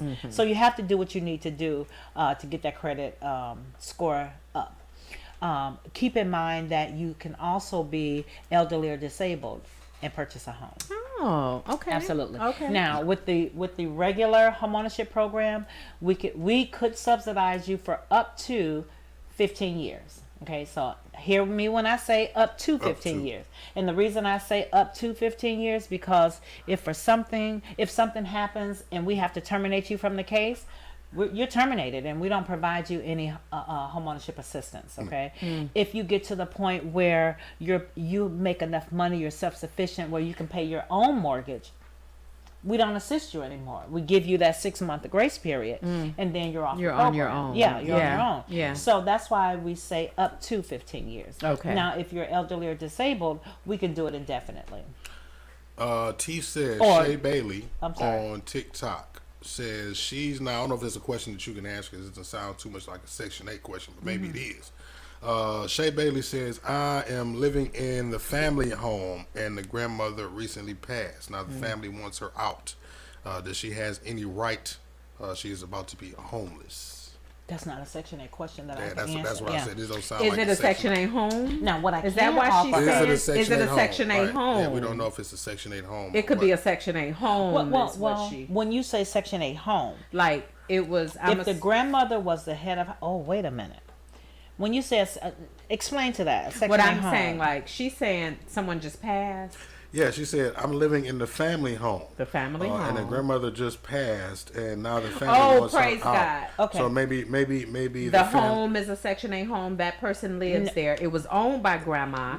Now grandma has passed, Nope. and they want her out. No more Section 8. Nope, because if it's the family home, you're not getting You're not Section entitled 8. to anything, yeah. Right. In the face. Oh, It's not that about goes saying it back can't to be. what you said. Right. Oh, But oh. what I can't offer her any advice in terms of does she have any options for staying in that unit. Yeah, but I was thinking that's but what not a I Section can 8. offer her is if she's at risk of being homeless, then she needs to reach out to the emergency housing voucher program, and it's for people such as herself who is at risk of being homeless. Okay, emergency housing vouchers. You're gonna Okay? need this a part 3. Part 3 coming soon. Yeah, Yeah. emergency housing voucher. So that is these vouchers came out last July.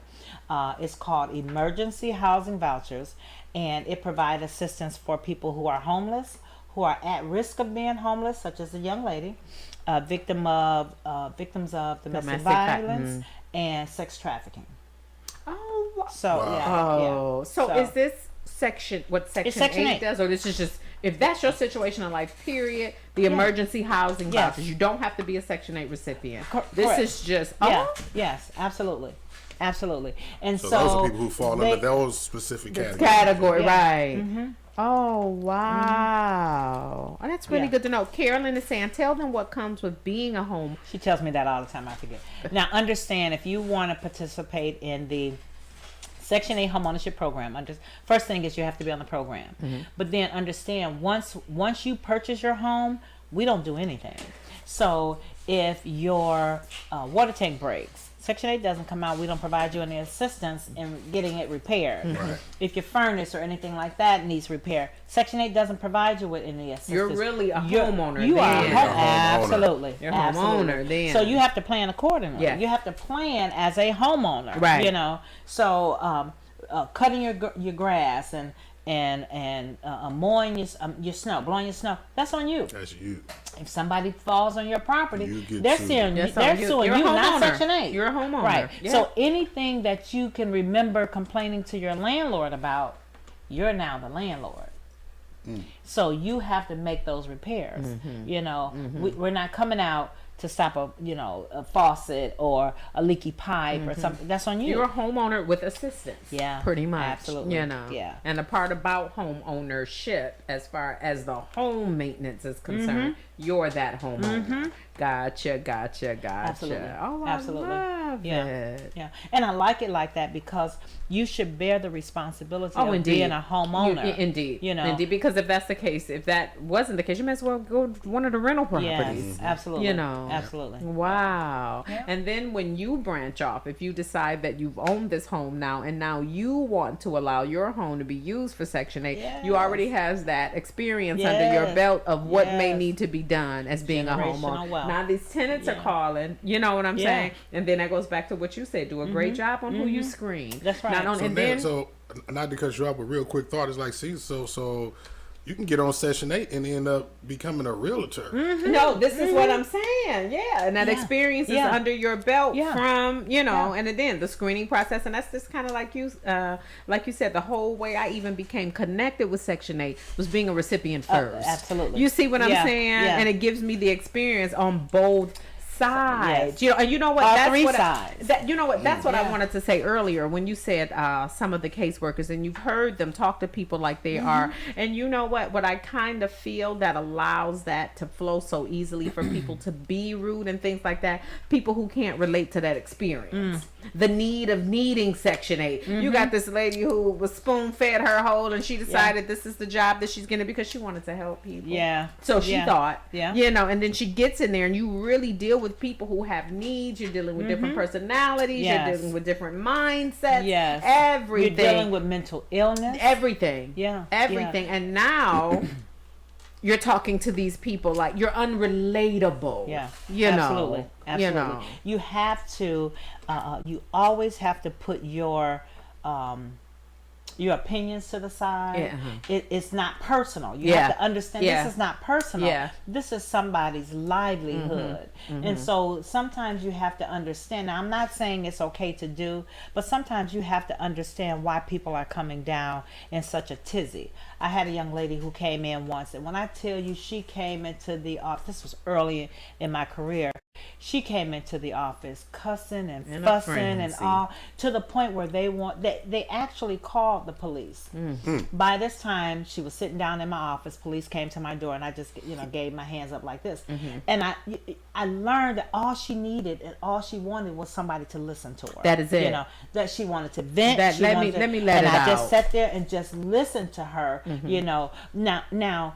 You, as a case manager, as a director, as a supervisor, you always have to use your best judgment. Okay, I could have said to these people, to the police when they came and take her out. You know, And nobody 'cause got time for right. this. But where would that get her? She got a record for disturbing the peace. She got, or I can sit there and listen to her because all she wanted to. She wasn't violent. She was just- upset. she was upset. She was upset. So, in cases where I have grounds to terminate a person, I always try to look at the case and Yeah. see what's going on. You know, we had a young lady who she was dealing with mental illness. The inspector went into her unit and feces was everywhere, all in the tub, all in the sink. I mean, just everywhere. So, do I terminate her, knowing this lady has a mental problem? Something else is causing Right, this. absolutely. Something else So is sometimes causing you this. have to look at the situation. You do. Can't just. no, this is black and white. You shouldn't do this. You shouldn't do that. Yeah, Absolutely. let me Absolutely. hear you out. And then the thing Yes. about it, being able, or even allowing a person to, even allowing yourself, excuse me, to hear a person out gives you a better insight on the type of feedback they need at the time. You know, you came into my office, I'm preparing just to tell you this because Right. da. That falls into the statement, sometimes we need to listen to understand Instead of listening to respond. That is it. And That is the we're honest to all God sometimes truth. guilty Yeah. of that. Oh, I that's can't it. wait till she finishes. Well, wait, because I'm about to say. But I'm not listening to what Yeah, she's and saying. everything you're actually saying is this boop, Yeah, boop, yeah, boop. It's yeah, not getting to absolutely. me because I'm not listening to Absolutely. understand. I'm just Yeah. waiting for I'm my just saying, gap oh, I'm to just come waiting in for and mine. tell you what That's I want. right. That's yeah, right. exactly. Yeah, Exactly. You know, and then you know what that does too, that also causes us to not be available. Like you said, I like that. To not be able to be that devil's advocate. Yeah. Because I'm not looking at that from a Libra scale. I'm looking at that You're from looking from a one. bias. That Yeah. is That's it. right. I'm That's right. biased, you know. Yep. So, and then like I said, a lot of people always tell me, like, I love to talk to you. You know what I'm Yeah. saying? And you know what I like so much so about my upbringing, and then the career path that took me into a different mindset. I don't believe there's not a level I haven't touched. You know, from the kind of stuff that you experience when you grow up Yeah. unsupervised, well, Yeah. if you will. Yeah. No, Yeah. no, not No, to my you know what? parents No, or I mean, you see what I'm listen. saying? When you and I tell people this all the time, and I base this on my experience of growing up. And no shade to my parents. Yeah. You know, Absolutely. there's a difference between growing up and being raised. Yeah. And I'm sorry. Yeah. I grew up. Yeah. I did. Don't get me wrong. And you can possibly, and people think this too, just because you're in the same household with your parents Yes. doesn't mean you're being raised. You can be Preach. under the roof with that parent and still just be growing up. You know, the raised part that comes into that is when your parents gets on your nerves because no, you can't go. Yeah. The raised part comes in when did you finish your homework? Yes. The raised part come in time for that TV to go Yes. off. The raised part comes in when it's time your child is going through something. Have a seat and let's talk. Yeah. Yeah. I'm being raised, you know, I need to hear you to Yeah. allow you to be the person that you're going to develop in. Yeah. But me being the parent of this house and noticing and raising a child, then I can notice when something's wrong Yeah. or when something, you know what I'm saying? So there's a difference between growing up and being raised. And what I mean by that, being relatable in every aspect is where they come from, the hood of the hoods. And, Yeah. you know, you don't want to do that to Yeah. the point now you're in a career and I can relate to that. To now you're a parent and these are your issues. I can relate to that. To losing funds and now I'm in this situation. I can relate Yeah. to that. To Let that, me right. hear you out and then let me pour my heart out. Yeah. And hopefully we come to an even Right. about that was what I needed, Yeah, Keisha. And, Thank you. Know, you. Let me say this because I love. In case you didn't know, for my listeners, Keisha and I are related. Oh, this is yeah. Yeah, Keisha and I are related, and I can remember years ago. And I say this only because when you talked about growth and you know growing up and things like that, Keisha and I remember the argument you and I had. We had an argument. Remember, we had an argument. Okay. We ain't gonna talk about the argument. No. but we But had- what's up? It happened twice. I remember the twice. last argument that we went back and forth. And then I don't know, you know, whether I called you or you called me, but we hashed it out. We apologized for what we said. And, you know, we love you and whatever. But then we also said, this won't be our last argument. You know, yeah. You know, yeah. as long as we can argue, get Yeah, our point yeah, across, yeah, and yeah, at the end yeah, of the day, yeah. you know, come because I we see are. where you were coming Absolutely. from. And then the thing about that too is, and it's funny, Mark, that kind of goes back to the conversation you and I were having on the porch about being able to make somebody aware that something you did, they didn't agree with, that hurt my feelings. Yes. It may have caused a conflict when it Yeah. first happened. Yeah. Both of us was on tip. Yes. So I'm not Yes. really hearing what you're Yes. saying right Absolutely. now. But Absolutely. now, and then that involved my mama. If you remember that, it was a comment. Mom made a comment on the social networks, and I guess someone did, Okay, gotcha. didn't know Yeah, that this they was were long- It was years ago. It was years ago. Yeah. And someone wasn't aware that they were responding to my mom. Yeah. And so Yeah. I come on and Yeah. say, oh, Yeah. that's my mama. You know, she don't keep her out of Yes. this. And it Yes. just all went, It just you know. escalated. It But the thing escalated. about that is, and like I said, Mark, what we were discussing earlier, the ability, and that's how you know who your friends are. The young lady who yearned the Alabama slide.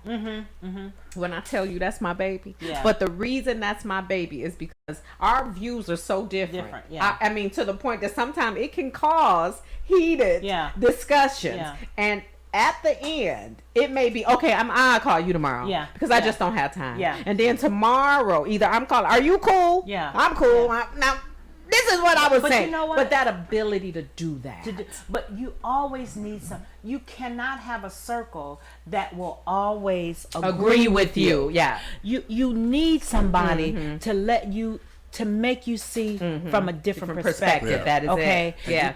About to say, what we were kind of the point we was making was like, if you know that someone loves you or has love for you or is in your immediate circle that you put like, you should be able to hear things from them without feeling attacked. That's it. You know what I mean? Yeah. And if you can't hear certain things from them, then that means either that person isn't who you were to them, or you're not like you're not really my friend. You It's don't either really love or. me. Yeah, that's it. But I'm gonna add to that and say, even if I feel attacked in the moment, let me go home, and just kind of calm down, because we're in the heat of the moment, and usually we're saying things to try to hurt the next person. That's it. We're not That's listening. it. We're just trying to just hurt trying the to next. jab. Absolutely. So let me go home. Let me calm down. Let me think about it, and then we're gonna call each other. Yeah. And we're gonna apologize Yeah. for what we said and what we did. We recognize that. This won't be our last argument. Yeah, that's the thing. This will and not then be our the last thing argument. about it, and I don't even want to say argument. This won't be our last disagreement. Disagreement. You know what I'm saying? Absolutely. Because an argument is an argument. Yes. You know, Yes. you're Disagreement. arguing. Yeah. This won't be. And then, and I also use that in reference to relationships.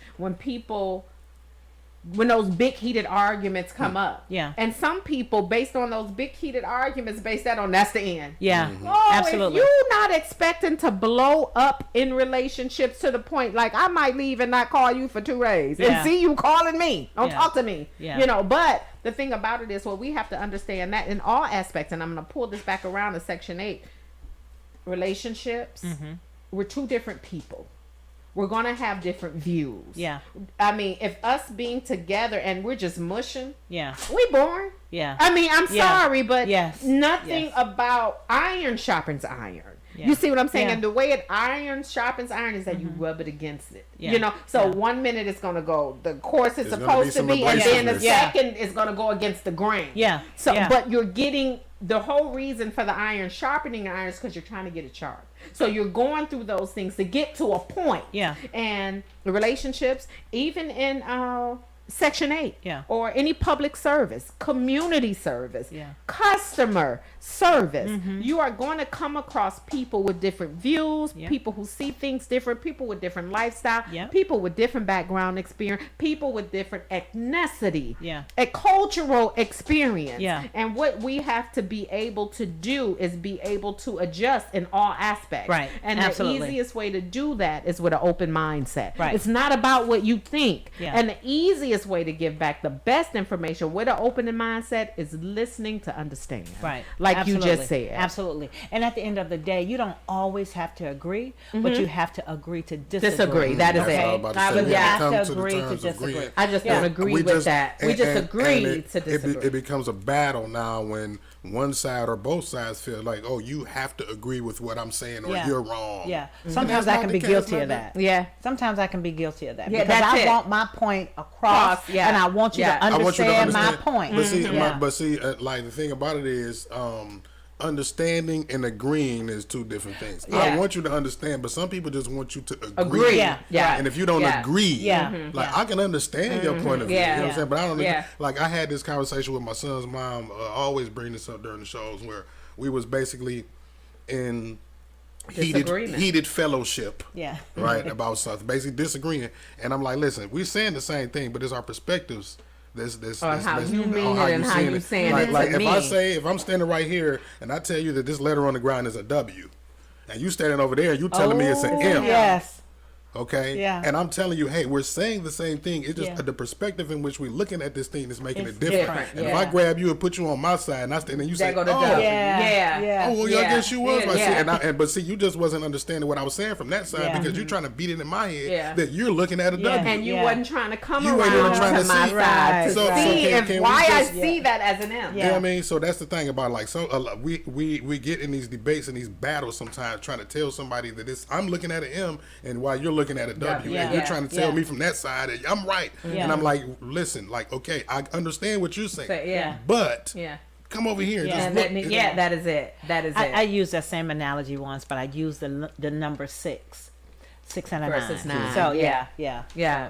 Yeah, got it, Because got it. And then I that's had a- different, but the same. Yeah. I had a thought about parenting too, when y'all was talking about that back in the, earlier in the conversation. I had this vision, this analogy in my head that parenting is kind of like bowling, right? Because when you bowl it, right, when you throw the ball down the lane, you're trying to avoid falling in the gutters, right? So the parents are, don't you know, those bumpers that they put in the gutters to prevent you to from keep falling in there? Yeah. Some when you're talking about being raised and growing up, right? Yeah.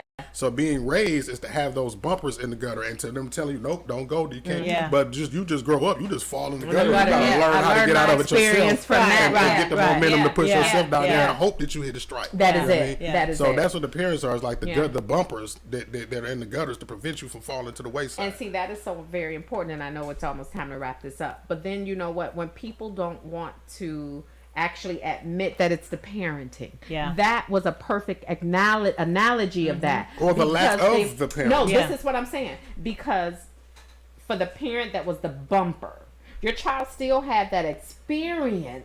It's just that you were there. You were there. To Yeah. say boom, boom, boom. Yeah. Now your child is going to grow up, deal with that experience in an educated way, versus your child who fell in the gutter Yeah. and had to experience how to come up. But the main reason of what the resolve is going to be for that child and how Yeah. they handle that situation going forward is what Yeah. they had to do to get out of that gutter. And then, Well, let and me then say- knowing the edge, right? Knowing when you're close to You the, did, yeah. knowing how to avoid Yeah. What falling caused into you the to bump. fall in? Yeah, that let, was let it. me push back on that just a little, because I had a conversation with my son. My son is 27. So we had a conversation, and he said that we didn't allow him to fall enough. I was just about to say, and sometimes He the said- bumpers can he be said too my- big. Yeah. And you, Yeah. and it's So like, is that almost too saying straight and raised narrow. too well? Yeah. And Yeah, you we didn't- and didn't you didn't allow give him to it's fall. shelter. We You're didn't- sheltering yeah. him from being able to Yes, experience that yes, turbulence yes. and knowing how to That's maneuver it on your own. That's how Right? I read. Yeah, that's what he said. He said his my dad. Yes, his it dad is, and me- Carolyn, and I'm not to cut you off. Yeah. It is, and Mark, this is the topic for next Next week's show. show. It is the difference between growing up Yeah. and being raised. Yeah. Carolyn just said that is a good topic for the Yes, next show, and it yes, really is. yes, It is. yes. It is So- because what it'll do is enlighten us in reference to the outcome of our kids. Yeah. What kind of parenting we did. Yeah. What kind Yeah. of you see what Yeah. I'm saying? Sometimes being Yeah. the gutter, but not being too much of a gutter to where you're sheltering them down Yeah. that lane Yeah. and not allowing them we to made be his able dad to. and I made the most of the decisions for him. We were instrumental in No, making. you're the- gonna do this. Right. You're gonna. Why don't you do this? Why don't you do this? You're- He you're wanted to do, depriving but him you from should being do able to this. be who he wants to be. Yeah. And see, when he wanted to make a decision, and we knew that. We What you knew wanted for that him. wasn't the right decision. That no, because you need to do it like this. So when he and I had a conversation, he was like, "Y'all didn't let me fall enough. Y'all didn't let me You fall sheltered enough." me too much I told from my the mom, fall. like, Yes. if you want me to, because you know they have a lot of parents have this thing where they want you to do what they say, right? Yeah. Mhm. And not as I do. And what they saying is basically kind of like how they live, pattern Yeah. themselves. But if you want me to be better than you, bigger Yeah. than you. You know what I'm saying? Why am I doing things the same exact way that you did it? I'm Yeah. going to turn out and be the same thing that Yeah. you Yeah, are. yeah. I need to But- do things a little bit different Devil's advocate in my to own that. way. But some parents will say, in reference to that, do as I say And not as I do. because Yeah. I don't want you to do Well, that. because these I'm are the not people, powerful. these are the parents that is their way of saying that I don't walk what I talk. Yeah. No, that Yeah. okay. And I then don't practice what I exactly. preach. And I have And you once can't- that's hard. I became older. I promise you, I started to say that was the stupidest statement Yeah. I have ever heard. Because Yeah. regardless to what I say, a child is going to be I'm or looking at your not actions. be I'm- with a I'm gonna struggle. absorb what you're they doing. see. Every day. That is all it. Day. That is it. All day. That is it. That is it. Yeah. That is Do it. what I say, do as I say, and not as I do is basically saying don't trust. I have no integrity. Don't trust me. Yeah. Yeah. As a But I parent, can tell you. I can tell you what I to do, can but tell don't you, watch me. though. But don't watch me do other than what I just told Because you. these are ones that don't Or practice what they preach or that you aren't took it completely right out honest of my with their mouth. kids. Yeah. That is exactly That's what right. I was about to say. That's right. That is about to say. Or the thing too, and guys, we're gonna get ready to wrap it up after this. And as you guys It's can been 2 see, hours. it has Flew by. See, the first there? time was an hour. Now you need 3 hours. 2 hours. go. See there? Done. Part 1 was 1 you wanna hour. make Part 2 was Look, 2 time hours. flies when you're having fun. Yes. You Now know? your part 3 gonna be 3 hours. You know. Wow. And the what I was gonna say is, when we look at things in that aspect, and then like for me, living a certain way when I was young, you know, and then having children. And having the nerve to raise them differently than that. Oh, I caught slack for that. Oh, of course. You fake as hell. You think you there? You Oh, don't. girl. Yeah. We know you. Yeah. You just fronting. Yeah. You just know, baby. Yeah. Life showed me what That's I didn't right. want for them. And then the thing about it, while you're looking from the outside in and you thinking that I took a successful route, baby, behind closed, You don't know the struggle. you don't know the don't know the struggle. struggle. I promise you. If you saw what I went through, though, honestly, all the falls, all the failures. T talks. So come on, Pastor Mark, spitting Yeah. facts. I don't even know what I said. Right? But yeah, this But is that a very part, it valuable is. show today. It really Yeah. was. It Yeah. really was. And guys, again, we wanted to. We know it ended on a different note, but everything full circle. Yeah. Everything full circle. Hopefully, you guys got a lot of education, enlightenment. I did. Debunked some myths I and did things like today. that. I So- did too. I really, So if because you you only saw reach how one much I was person like, today- really? Yeah. Yeah, right. I didn't right, really. And then the more and more you enlighten me, that's what made me sit here. I said, you know what? I'm about to act like people who may not. That's what made me say, let's role play this thing. And You know, I'm glad I'll you did. be the because you can't see the positive side all the time. Yeah. You have to play devil's advocate so that you can see it from a different perspective. That is it. So, That is it. yeah. You know, and then that's another thing too that I like about when people want to talk to me. Yeah. You know, and they be like, I just need to come talk to you, Yeah. Keisha. But I always tell them, baby, you know I'm here to talk. Yeah. But you know I'm gonna play the devil's advocate. Right. Because I have to get you to see it Yeah. from both sides. Yeah. And hopefully the way that I'm able to break it down to you Right. and weigh one option against another. Right. Hopefully it helps you. Yeah. You know. And I'm that friend or sister or TikTok platform content creator where I'm going to tell you the truth. Yeah. I'm not going to just tell you what you want to hear. Okay, I'm going to tell you the truth. Now you may not always agree with that, but I'm going to tell you the truth.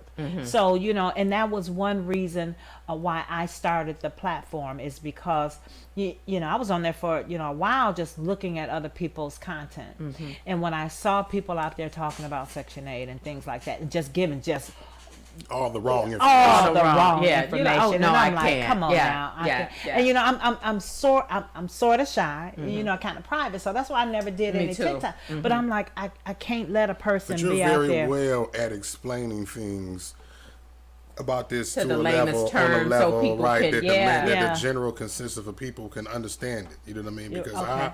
I've gained some insight and too. perspective about Section 8. You know what I mean? yeah. And then connecting some dots on certain situations that I've heard about.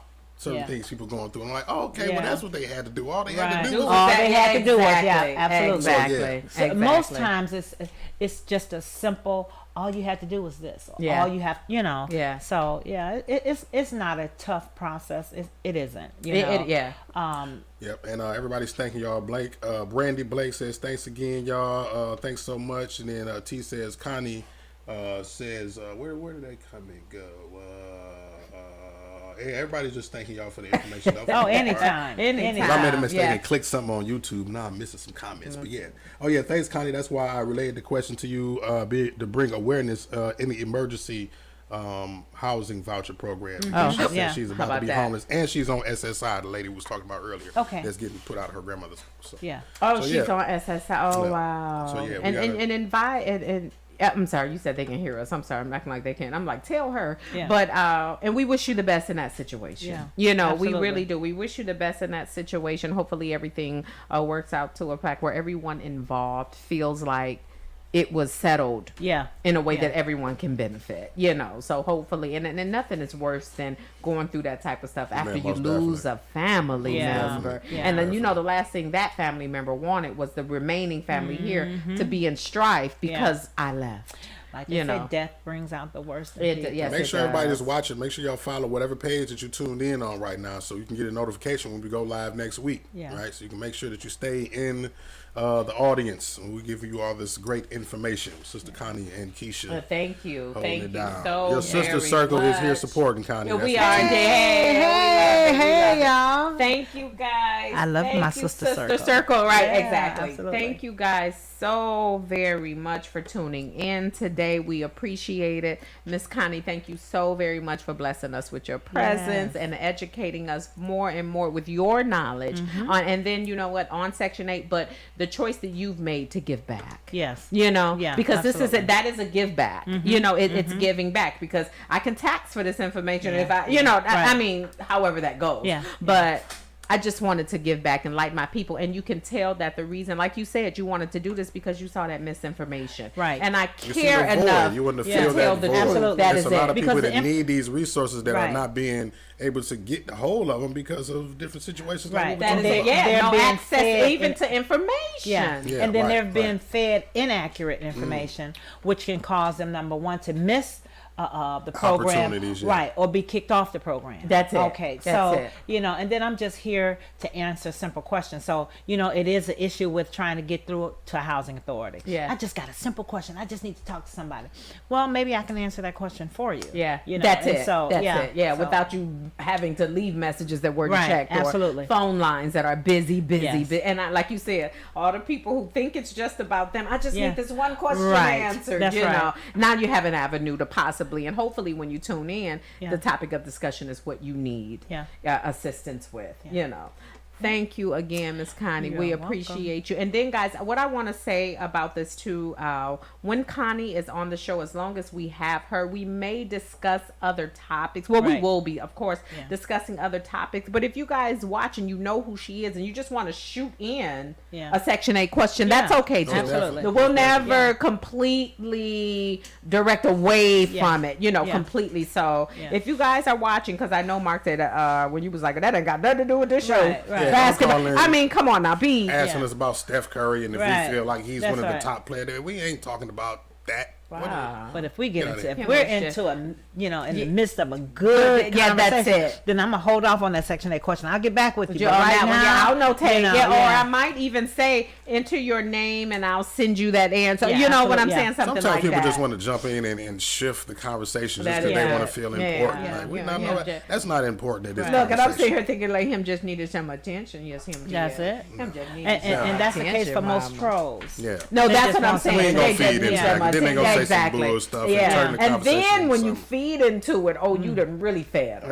Yeah. Right. You know, you done gave them that leeway. Right. That is That's right. it. Guys, we will see you guys back next Sunday from 1 to 3. We are back on our 2-hour stroll. Thank you so much, Mark, and all of the people who were requesting another 2-hour. We are back on our 2-hour program.